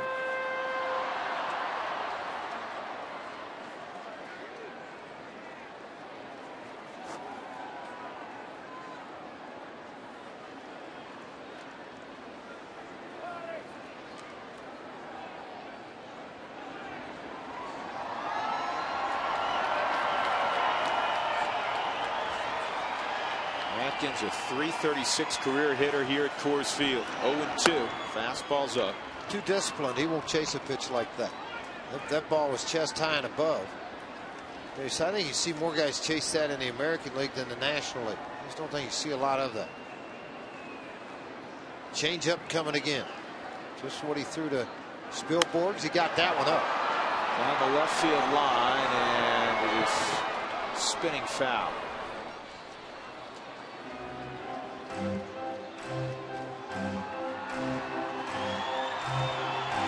Garrett coming into tonight and hitting the cleanup spot in all but the 2 ball games he's played in.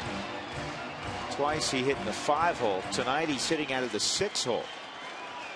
A few times in the last few years he's hit that far down in the lineup. Swung on and missed. So Josh Johnson at 96, just as you called, George. Leadoff man gets on and he decides to dial up 96 a half dozen times. Yeah, it got elevated pretty quick, didn't it? And he rode it up into the strike zone. He's going to go right up in here, folks. He got that much heat on it. On a side swing, Atkins trying to get on top of that baseball, and the ball got by him. You all know the power. And again, the Rockies with this leadoff single, you had power, and then you had power with Stewart coming up. Unfortunately, it is haven't been able to, we talked about it in the open, bunch those hits together. That pitch that he struck out Atkins on, George, as pitchers like to say, above the hands, it had tail on it, not to mention it's at 96 miles an hour. There's not a hitter alive who doesn't have a hole there. No, they're not going to catch up to a lot of this. This ball on the line, but it's right at Brett Carroll in left center field. So a leadoff hit by Brad Hopp, then a couple of strikeouts and a line out. Rockies done in the 7th. It remains 2-0.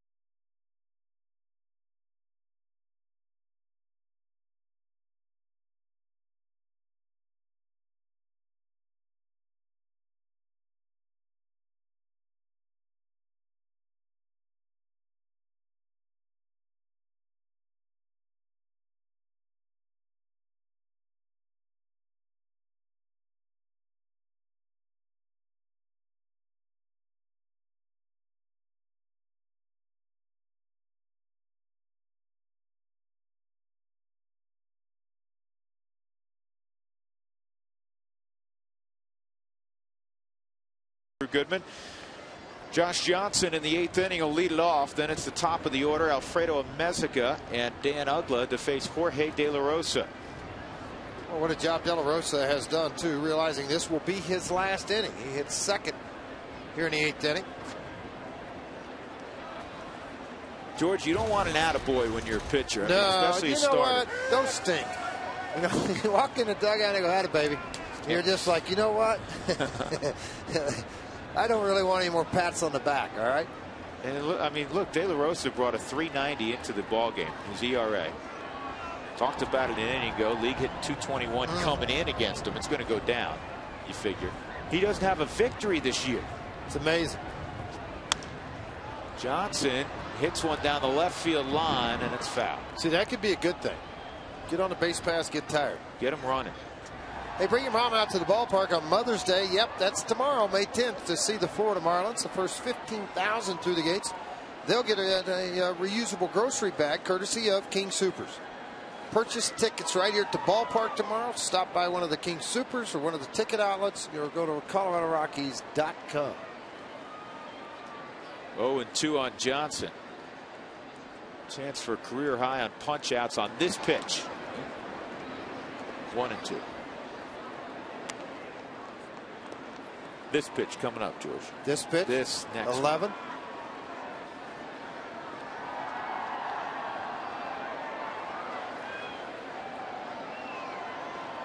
Slider away. How about this pitch coming up? This is the one.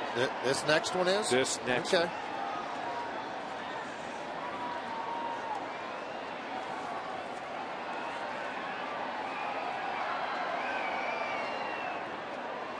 Have I been wrong yet? Not yet. 11 strikeouts, a new career best for Jorge De La Rosa. Now the top of the order to Amezaga, who is 0 for 3 with 3 punch outs. Let's get it down to Alana Rizzo with tonight's great Colorado Payback sideline report. Hey, Alana. Hey, Drew, thanks very much. You know, the Rockies are down 2-0 here as we sit in the top of the 8th. But, hey, they've come back before against the Marlins. Let's take you back to July 4th of last year. So much is made of the July 4th game when the fireworks in the sky. How about the fireworks on the field? Ryan Spilborgh's 2 home runs in that game. Garrett Atkins, 5 for 6 with 3 ribbies. Chris Iannetta, a 4 RBI night, including a home run. The Rockies scored in every single inning except the 8th. So let's do it again tonight. Let's start it at the bottom of the 8th, guys. Amezaga, you know what? He's got to be thrilled with that at bat, George. He finally made contact. Yeah, and it's been a rough night for him. 3 punch outs before this. Yeah, moral victory. 2 outs. Dan Uggla. Dan has seen the ball pretty well tonight. Deep fly ball to center. A triple off the center field wall, and then he was grazed by a pitch. You know, there's HBP, hit by pitch, and there's also GBP, grazed by pitch. And that's what he was last time. Well, you wonder if that hand's still bothering, whether it's a cramp or what it might be in the hand. I mean, Torey Alba came back after the strikeout on Josh Johnson. As soon as he did that, and all of a sudden kind of felt something down there in the hand a little bit. Started to kind of shake it out, trying to shake it out.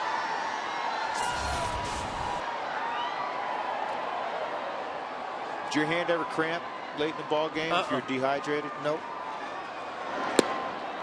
I like the idea. Went off speed to Uggla. Missed with a changeup.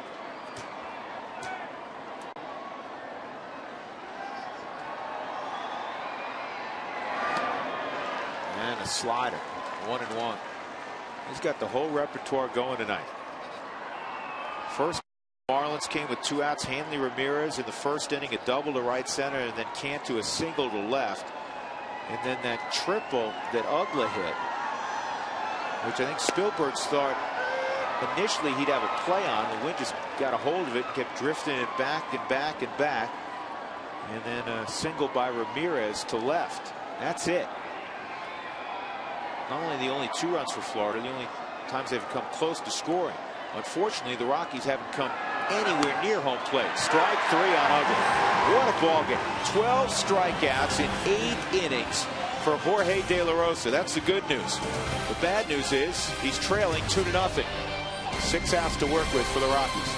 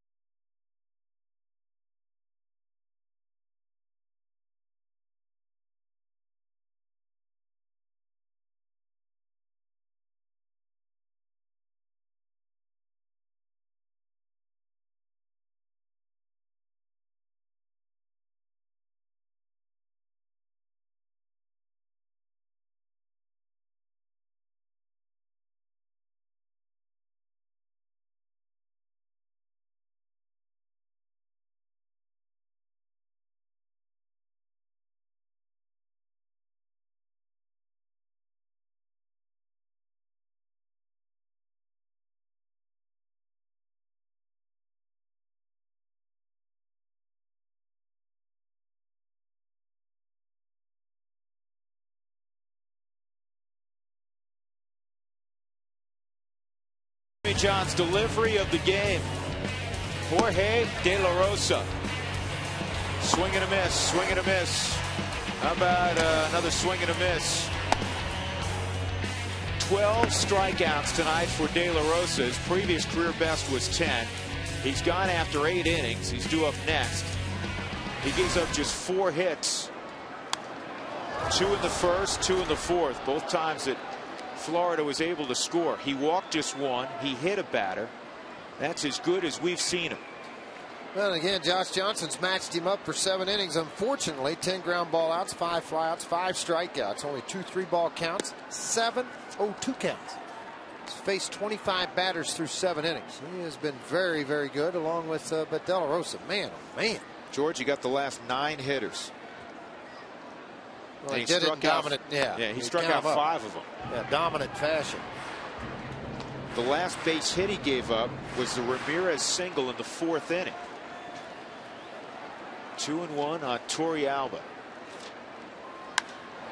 In the air, right center field. Cody Ross, who's a very good outfielder, makes the play. Talking to Bo Porter, who's the outfield instructor, third base coach for the Marlins. He said Cody Ross last year, George, get this. There's Bo. He missed 2 cutoff men the entire year.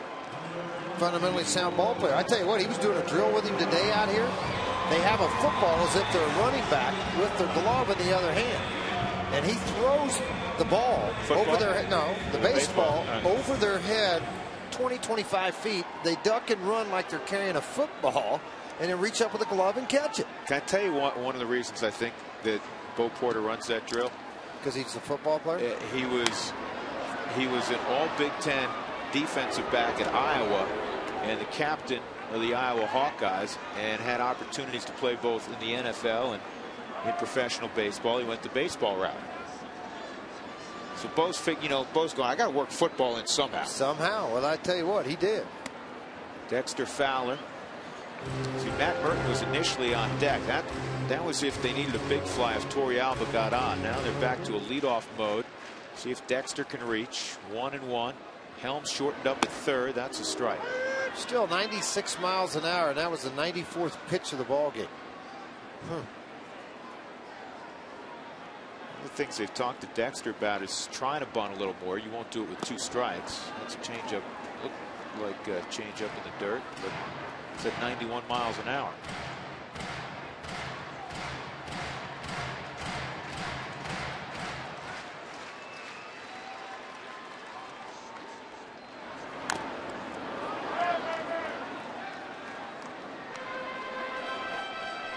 Windshield chipped or cracked, don't wait. Call Colorado's #1 team, Elite Safelite Auto Glass, 303-287-5000, or visit safelite.com.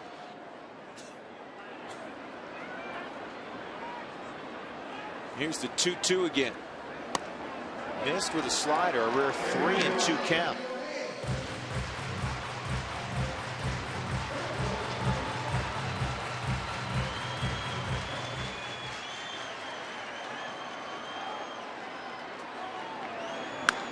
On the ground toward the hole, it has eyes. A base hit for Fowler. Now, be careful with Ross, he'll throw behind you.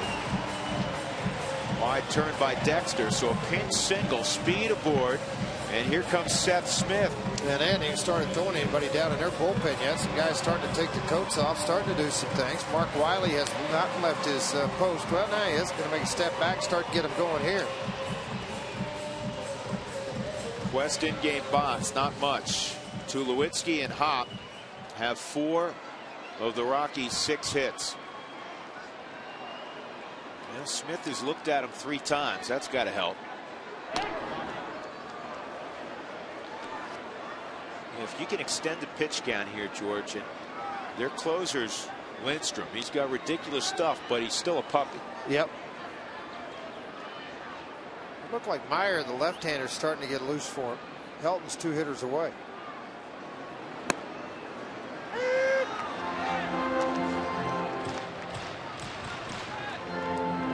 There he is.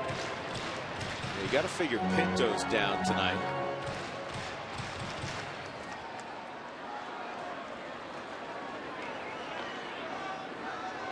Pinto, the other lefty.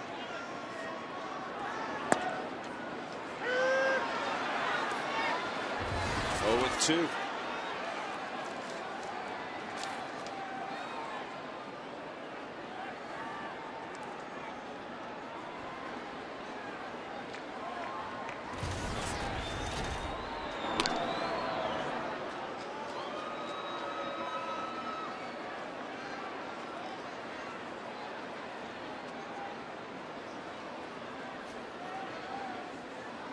Tulowitzki swung the bat well. He's on deck.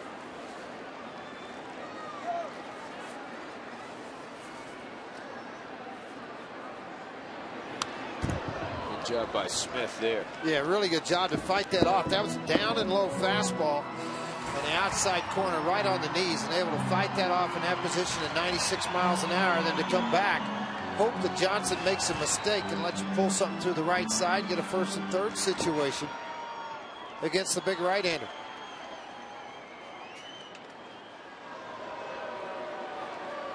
All he's trying to do is tighten things up. Remember, 10 ground ball outs prior to this inning for Johnson. So if he can tighten up Fowler, it increases the chances in the middle of the infield for a double play.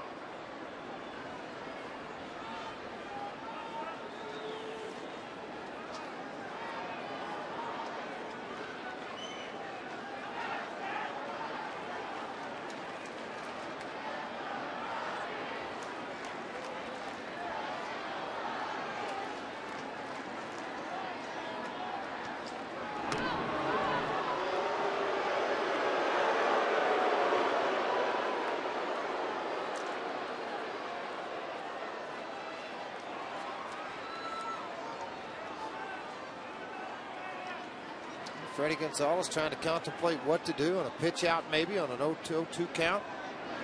Fowler not That's going to drop. Base hit. Dexter around second, headed to third. Ross won't throw there. 1st and 3rd, 1 out for the Rockies. First time tonight that they've had 2 aboard. And only be justice for the way De La Rosa pitched in this ball game for them to be able to tie this thing up. There's one more to look at it. Fastball got in on the hands, too good above the pitch. And that type of a count, and the strength of Smith took over and dumped it out over the head of Ugla, who was tied up on a double-A stance, or excuse me, double play stance. Fowler held up for just a second, and the strides took over, and he ate up the real estate. He's fun to watch run, isn't he? Good job of base running there by Dexter. Seth gave up a bat for that base hit. He'll gladly do that. Now Tulowitzki, who swung the bat well against Josh Johnson. Tulo with a couple of singles in the ball game. Tried not to do too much. Just try to swing the bat and let things take care of themselves. And that's a big key, George, because he's gotten a little fast sometimes with runners in scoring position, a little over anxious. Firestone League leaders, extra base hits in the National League. Philadelphia with 102. The Cardinals with a great start offensively, 99. The Dodgers 97. Milwaukee 97. And then the Rockies with 94. Tell you what, one in the gap right here would work wonders. Speed at the corners, a chance. That's all you can ask for. There's a strike. Interesting alignment defensively. Right fielder straight up with Ross, and Meziga straight up in center. Brett Carroll straight up and left, but really shallow, George. He is very shallow, and I don't know why, because a base hit he's going to score anyway. Maybe he goes back on the ball better than coming in. Well, I like this for Tulowitzki. Inside heat.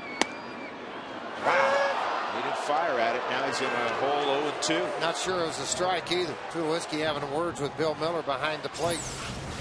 Look at it again on the Hyundai cam. Was it down too low? Hard sinker. See how far Paulino reached out to keep that inside the strike zone. Oh, looking forward through those bars, just hoping. 9-0-2 counts in the game for Johnson.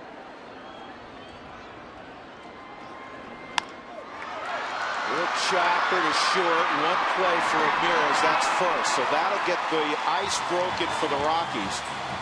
2 outs. An RBI for Tulowitzki as Fowler comes home, and it's a 1-run game. And in scoring position is Seth Smith for Todd Helton. Yeah, and right now Freddie warmed up in the bullpen. You know, do you face Helton? Do you walk him? But you got back-to-back lefties. I mean, you know, you can't do this. Freddie Gonzalez has a choice to make right now. Calero, the righty's ready to go. The lefty Meyer ready to go. It's going to let it be Johnson's game one way or the other. He's not coming out of the dugout. Well, he's handled Todd 3 times tonight. Todd a little more patient. He had fired the last 2 at-bats at the first pitch. Sinker down and away at 96 miles an hour. Movement with some run and sink on the ball. And it's 0-2. Change up at 89 miles an hour. I want to go back to that little ground ball hit by Tulowitzki. You say, man, he didn't get it done. He did get the job done in this regard, George. He's behind in the count. He did not have an empty at bat. He got the ball in play. Yeah, I mean, it was a great pitch by Johnson. He jammed him, but he put the ball in play knowing that they're going to go for the double play. Or tried to turn a double play. The run scored. I mean, he did his job. He didn't punch out. That's the big thing. Absolutely. Got it in play, and something good happened out of it. Run comes around. Another runner goes to scoring position. Well, if Helton can work his magic here, the Rockies can tie it up. Smith with good wheels at second base. Carroll still shortened up and left.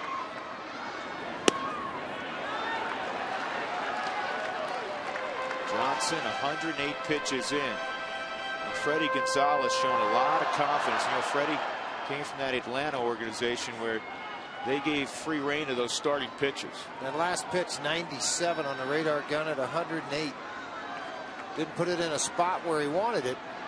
Still showing you the velocity. And this is chopped to first base. Cantu run to the bag. Rockies get 1. It is a 2-1 ball game as we go to the 9th inning at Coors Field.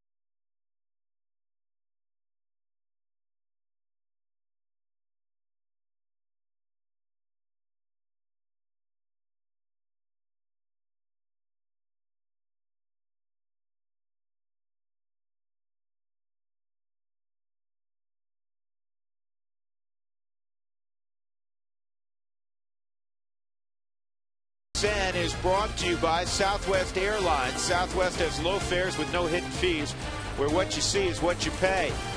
By Mike Shaw Chevy, Saab, Colorado's crossover and SUV headquarters on Colorado Boulevard for 50 years. Visit MikeShawAuto.com. And by Tough Shed, storage buildings and garages. Call 1-800-BY-TOUGH or visit them online at toughshed.com. Ninth inning at Coors Field, Florida, leading the Rockies 2-1. The postgame report to follow. Tom Helmer has a preview, and Tom's not dancing tonight. Not dancing yet. I will after we come back and win this one. We're going to get into the clubhouse after the game. We'll also talk about K. La Rosa. 12 strikeouts, an unbelievable performance. Hopefully they can pick up a couple more runs. And hook, line, and sinker, and fastball, and changeup. Josh Johnson had everything working tonight. We'll talk about him as well. That's all coming up right after the ball game, Drew. All right, thank you very much, Tom. Ryan Spilborghs has moved from center to left. Dexter takes over in center. Smith comes out of the ball game. And the new pitcher for the Rockies is Jason Grilli. And he'll have to face 3, 4, and 5 in the Marlins lineup. That means Hanley Ramirez, Jorge Cantu, and Wes Helms. This call to the pen is brought to you by Comcast Digital Home Phone Service. Warm up to unlimited local and long distance. The number 800 Comcast. Ramirez, slider, didn't like it much. That's what I'd throw him every time on the first pitch. I don't know what I'd do after that. The thing about all the good fastballs that have been thrown that he's hit. I mean, dead red fastball hitter. He's shown it, proved it. Hanley's 2 for 3 tonight, and he's got himself a third hit. Rockies had a shift on. Stewart was playing behind second base. So Ramirez will lead off single.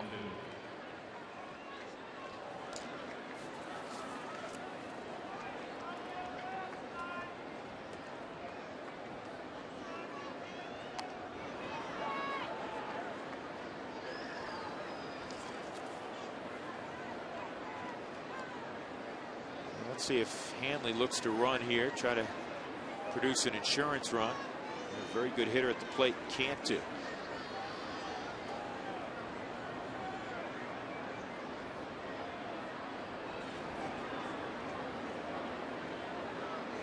Rockies set for 2 up the middle.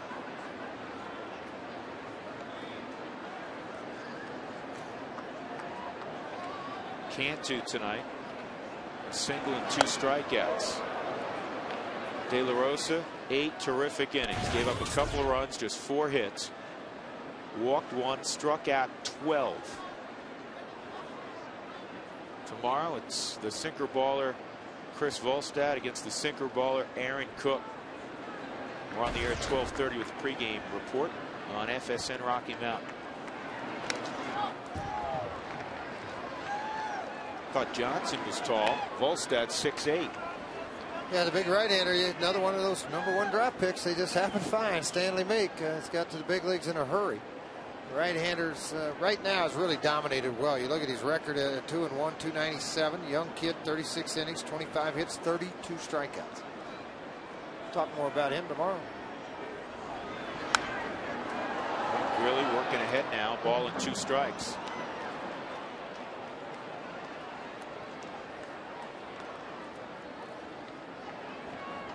Jaron, Scotty Moriyama, the Rockies training staff. He does a lot of rehab work with Scotty in the background.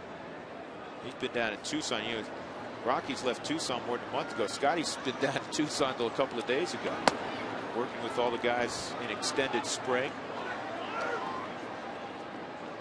Boy, he does a good job. Buchholz's been down there. Scotty was telling me the other day that Taylor's coming along. Starting to spin the ball a little bit on flat ground. 2-2 on Cantu. And I keep looking at Ramirez, George, at first. He has one of those. He's tough to read. Whether or not he's going. That's the way he likes it. Yeah. Yeah, think about it. That's just kind of the way he likes it. He doesn't want you to figure it out. He's going, not going. I don't know. He looks like kind of relaxed over there to me. 3-2.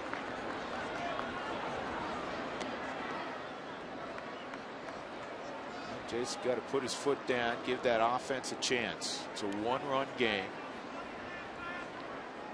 They battled hard to get that one run last inning. Well, they did. There goes Ramirez, 3-2. Not a surprise, and it's chopped foul.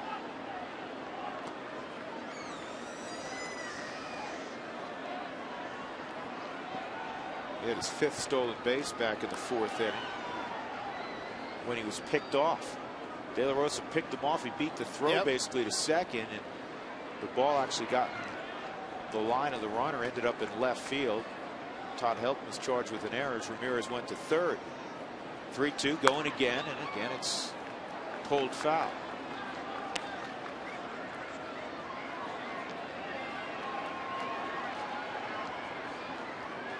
Robert Apodaca, the Rockies' longtime pitching coach. Jim Tracy signaling to Yorvi Torrealba. Running game.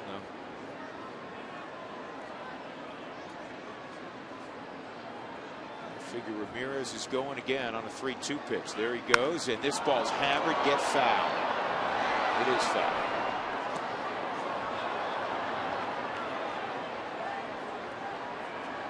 Slider that didn't really get out on the outer half of the plate, kind of hung to the middle of the plate. See Alan Embry starting to get loose down in the Rockies bullpen.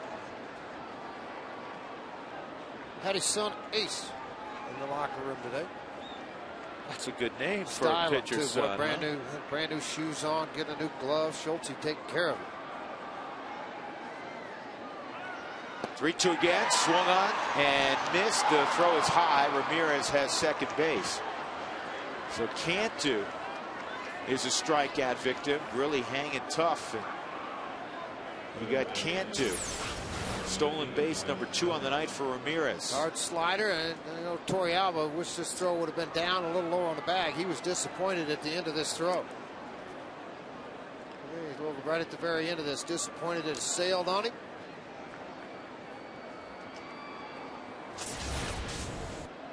Wes Helms 0 for 3, fly ball left field strikeout, and he fouled out to Helton.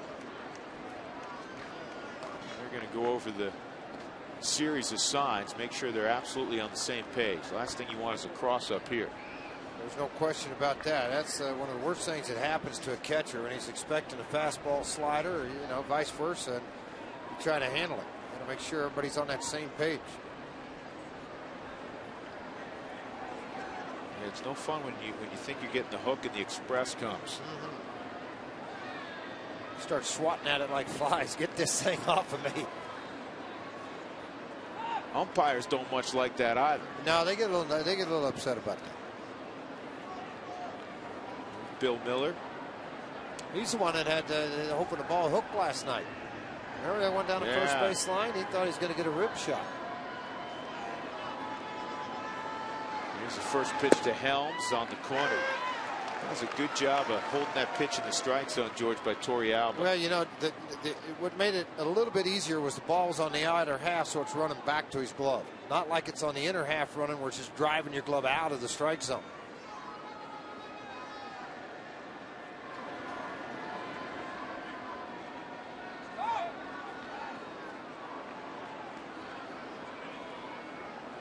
Ramirez is one of those guys, George. You fall asleep on him, he'll try to swipe third.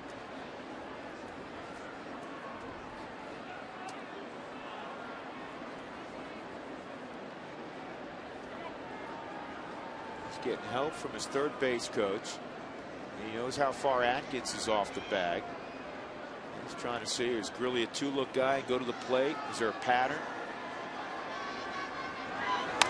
Ground ball right side. Helton retrieves. That's a really nice play. Really to the bag, and then he has to spin around and make sure that Ramirez wasn't taking a wide turn.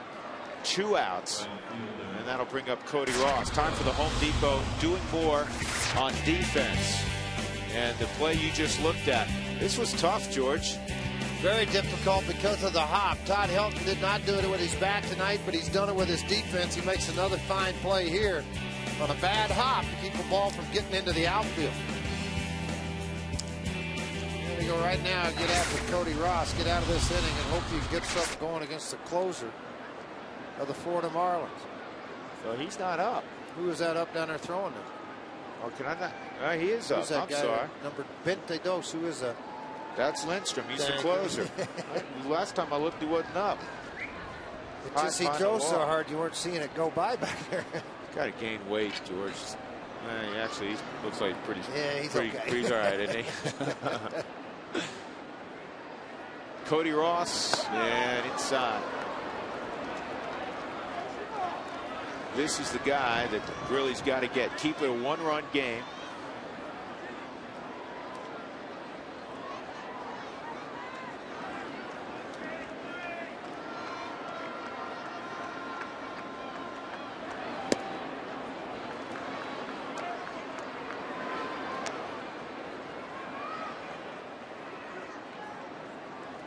Jeremy Hermita's on deck. He's a left-handed bat.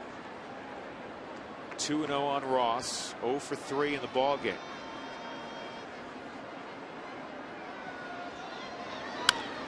And a base hit to center field. And there's the insurance run that Florida was looking to come up with. I keep saying Hermita. I'm sorry. Brett Carroll's in the ball game, not Hermita. Yeah, I mean, you look at it again, Ross does have a smile on the face because this is not that bad a pitch, is it? From the Hyundai Cam, let's look at it. From Jason Grilly, it's not. I mean, but he's diving to that outer half of the plate, and he just sweeps it right back up the middle. Beyond Grilly, beyond Tulowitzki, and the run comes in. Base hit, stolen base, ball to the right side, base hit with 2 outs. I mean, it just looked pretty good fundamental baseball going on there. Well, the key is, again, the Ramirez at bat. The leadoff man reached. And though Jason's numbers are pretty good, 50% of the time this year, 7 out of 14, the leadoff man has gotten on against Jason. And he wasn't able quite to put out the fire. Good jump, no shot for Torrealba. And that's, you know, those right there, that's one of those little subtle fundamental things. Now you get another hit and you give up another run. Well, that's right. You're exactly right. They just kind of force an issue here. Did they get it off of Gurley with a little bit of a high leg kick? Ross runs pretty good. That's his first stolen base of the 2009 season. Pretty good lead out at second, too. This ball in the air to center field. Pretty well hit, but Fowler's camped underneath. Brett Carroll's retired. Now the Rockies' task is a little more difficult. They trail 3-1 as we go to the bottom of the 9th inning. Brad Hopp, Ryan Spilborghs, Chris Iannetta.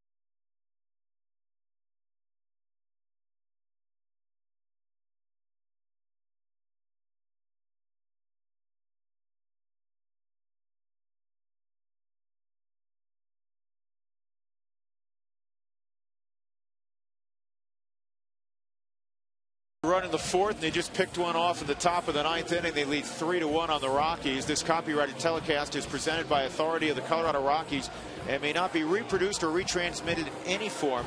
And the accounts and descriptions of this game may not be disseminated without the express written consent of the Colorado Rockies.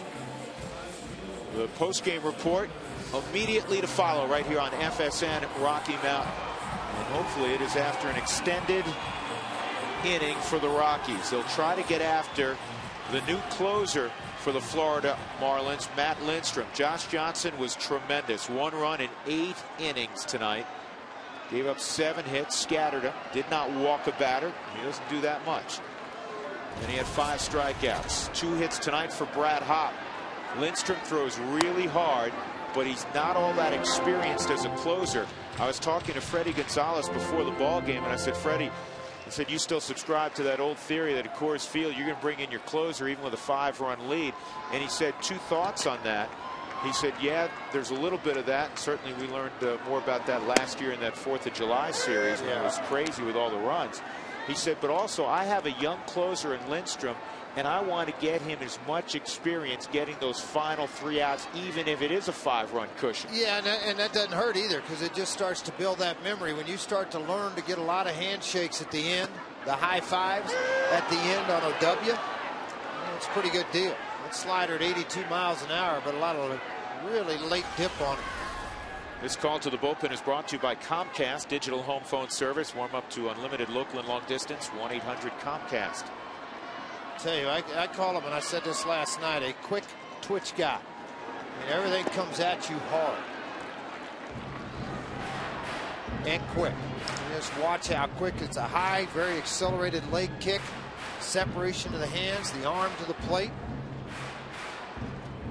Difficult to pick the ball up at times off of a guy like this.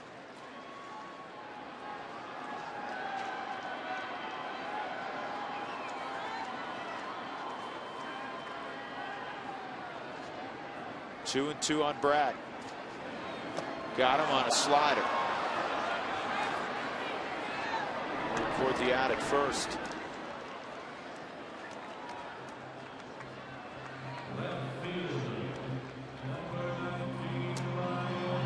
Well, every night we tell you that if the Rockies score 7 runs in a ball game, make your way to Taco Bell the next day between 4 and 6, and you get 4 tacos for $1 with the purchase of a drink. Ryan Spilborghs is 0 for 3 tonight. Lindstrom got the final 3 outs last night. 1-2-3 inning, including a strikeout. Well, that's a lot of sliders, though. Not seeing a lot of fastballs. That's surprising, because his fastball's 95 to 99. The bite on that slider and the location with it was nasty. Yeah.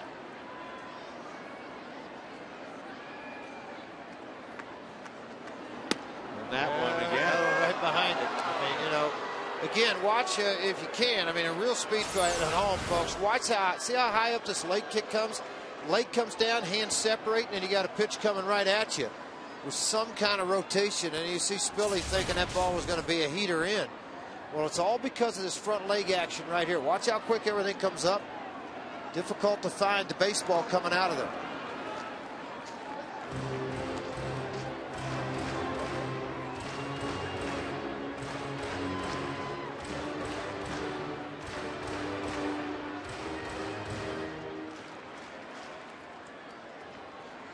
Three to 1 Florida.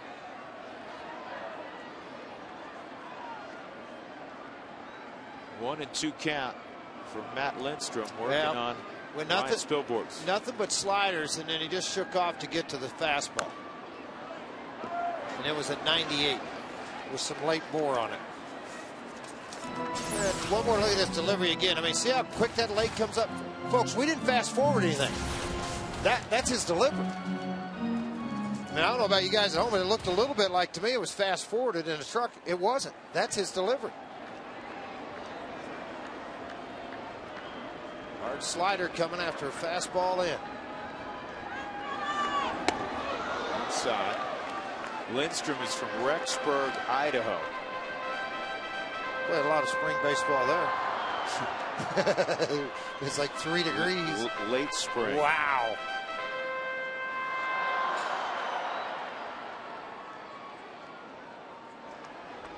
What's the biggest city next to Rexburg? Next to Rexburg? Yeah. I don't know. That's a good question. question I have, do they have anybody in Rexburg? I don't know how big the town is population-wise, but you know what? Do they have anybody that could catch him if he threw this hard in high school? He went to Rick's Junior College, which is a real good JC in football, basketball, baseball.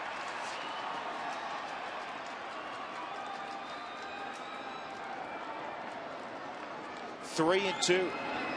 On the ground toward the hole, and it sneaks under the glove of Wes Helms.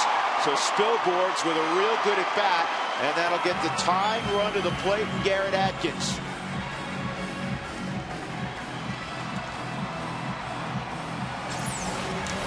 There you go. I mean, it's just fastball right here, and then a little bit of sink to it. Spilborghs got out front. Helms guarding against the line for a double. Dove a little bit late after this baseball. Dives right underneath the glove and on scoots right on out into the outfield to Carroll.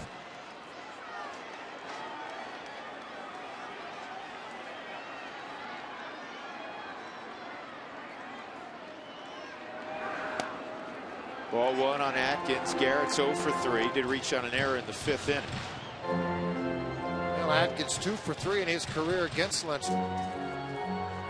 Good fastball hitters like good fastballs to pick on. If it's fairly straight, you got a chance at it.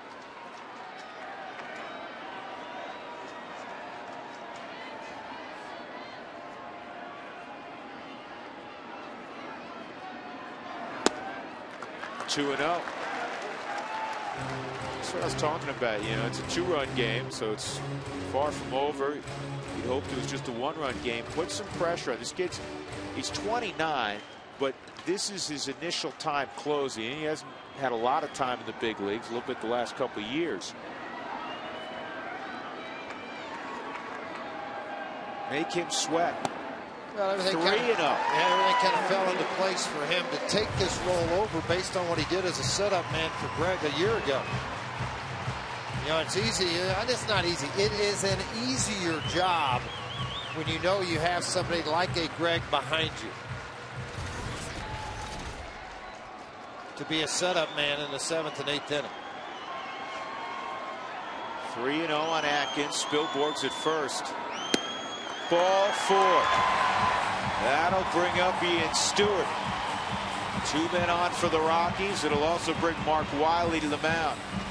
See if he takes that same route. Remember last night? Yeah, he walks out to second, and oh yeah, I'm at the mound. I better go left. He has a more direct route tonight. He's got a direct route and a direct message. Atkins will come out, and Barmes will pinch run. That's a potential winning run. If Stewart can get one in the gap, hopefully Barmes can turn on the wheels.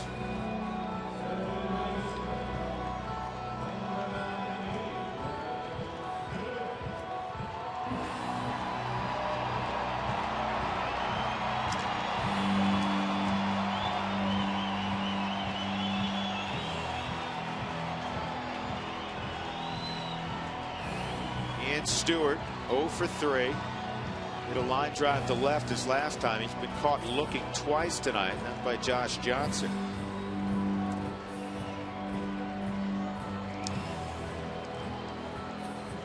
Rockies haven't had many come from behind wins this year. Rally caps on. Here we go. Lindstrom against Stewart. At the knees for a strike at 97.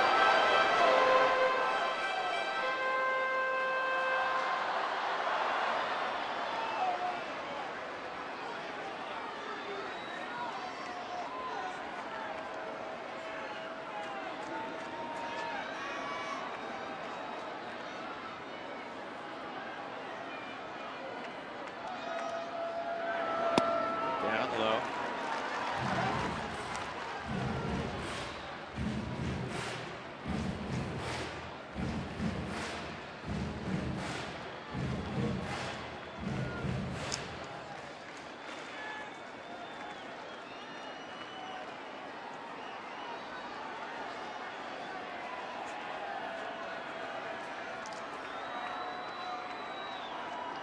The 1-1.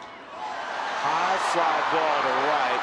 Hopefully the wind will drift this one foul and out of play. It will.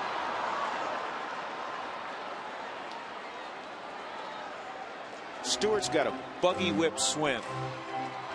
Well, and when it's all timed right, boy, it can be generate an awful lot of bat speed and distance on the baseball. I got a feeling he's going to see a nasty slider coming.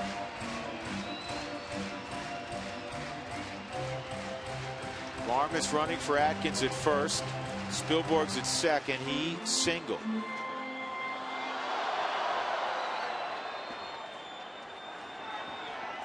Rockies with a run on 8 hits. The Marlins 3 runs, just 6 hits. 1 and 2 on Stewart. There it is. That slider you talked about. And for the 3rd time in the ball game, Ian Stewart has struck out looking. And he fired on Bill Miller behind the plate as if to think this ball's down and away. Let's take a look at this with runners at first and second and 1 out and a chance to go. There's the first fastball, appeared to be low, called a strike. The next one is low. 1-1 count now. Fired on that fastball, got under it, looped it up into the seats, and there's the hard curveball. Look at it again on that Hyundai cam, man. It's going to come right to that outside corner. Look how far out his arm is stretched to receive the baseball. Stewart followed it. He thought it went around into the plate, not over the plate. Is Ian George fallen into that trap that Clinton described of Chris Iannetta a couple of years ago, where he thinks he has 4 strikes? Well, I don't know if it's so much that, and I agree with, yes, half and half, but the other part, he's getting some nasty pitches thrown on him too. Well, that was filthy outside corner. Speaking of Chris Iannetta, he will pinch hit for his catching mate, Yorvi Torrealba. So Iannetta with 2 outs and 2 aboard here in the bottom of the 9th, pinch hitting for Yorvi Torrealba.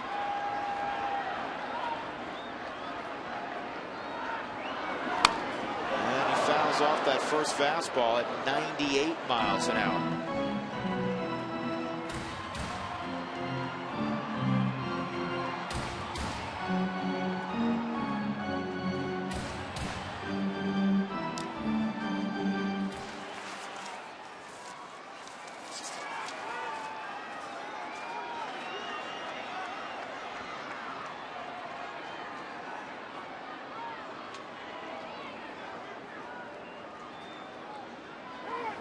Time called by Iannetta.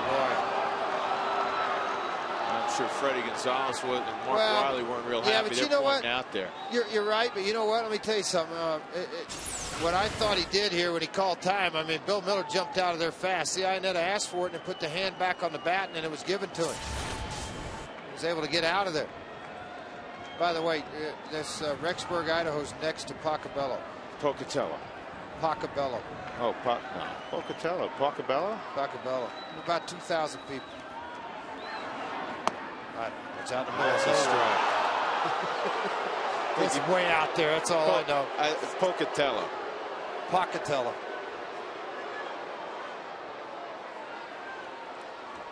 Oh, and 2 on Iannetta. Not an enviable position with this guy's stuff. Well, and the reason why, it gives him 4 opportunities to throw the slider out of the strike zone to get you to swing at it. That's what's bad about it. That's where they go, and Spielborg's takes off for 3rd.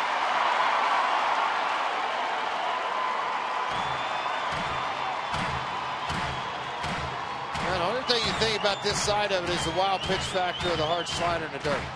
Might steal a run, make it 3-2, the other guy advanced, but you still got guys at first and third. Risky thing to do in this part of the ball game. Josh Johnson looking on, looking for the last strike, the last out.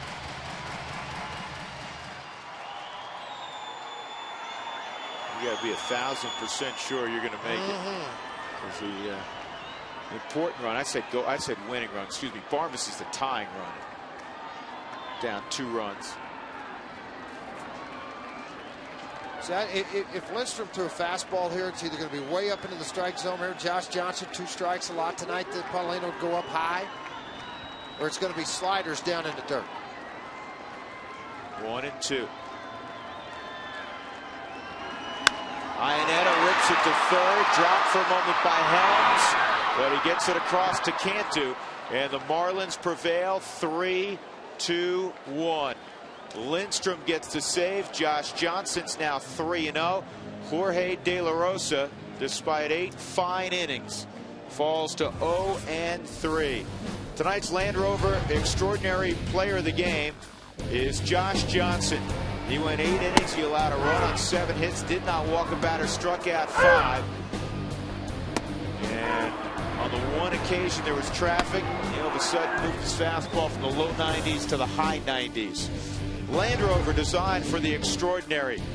And unfortunately, the beat goes on for the Rockies. They don't get much done offensively against the talented Josh Johnson, and they waste a fine performance by Jorge De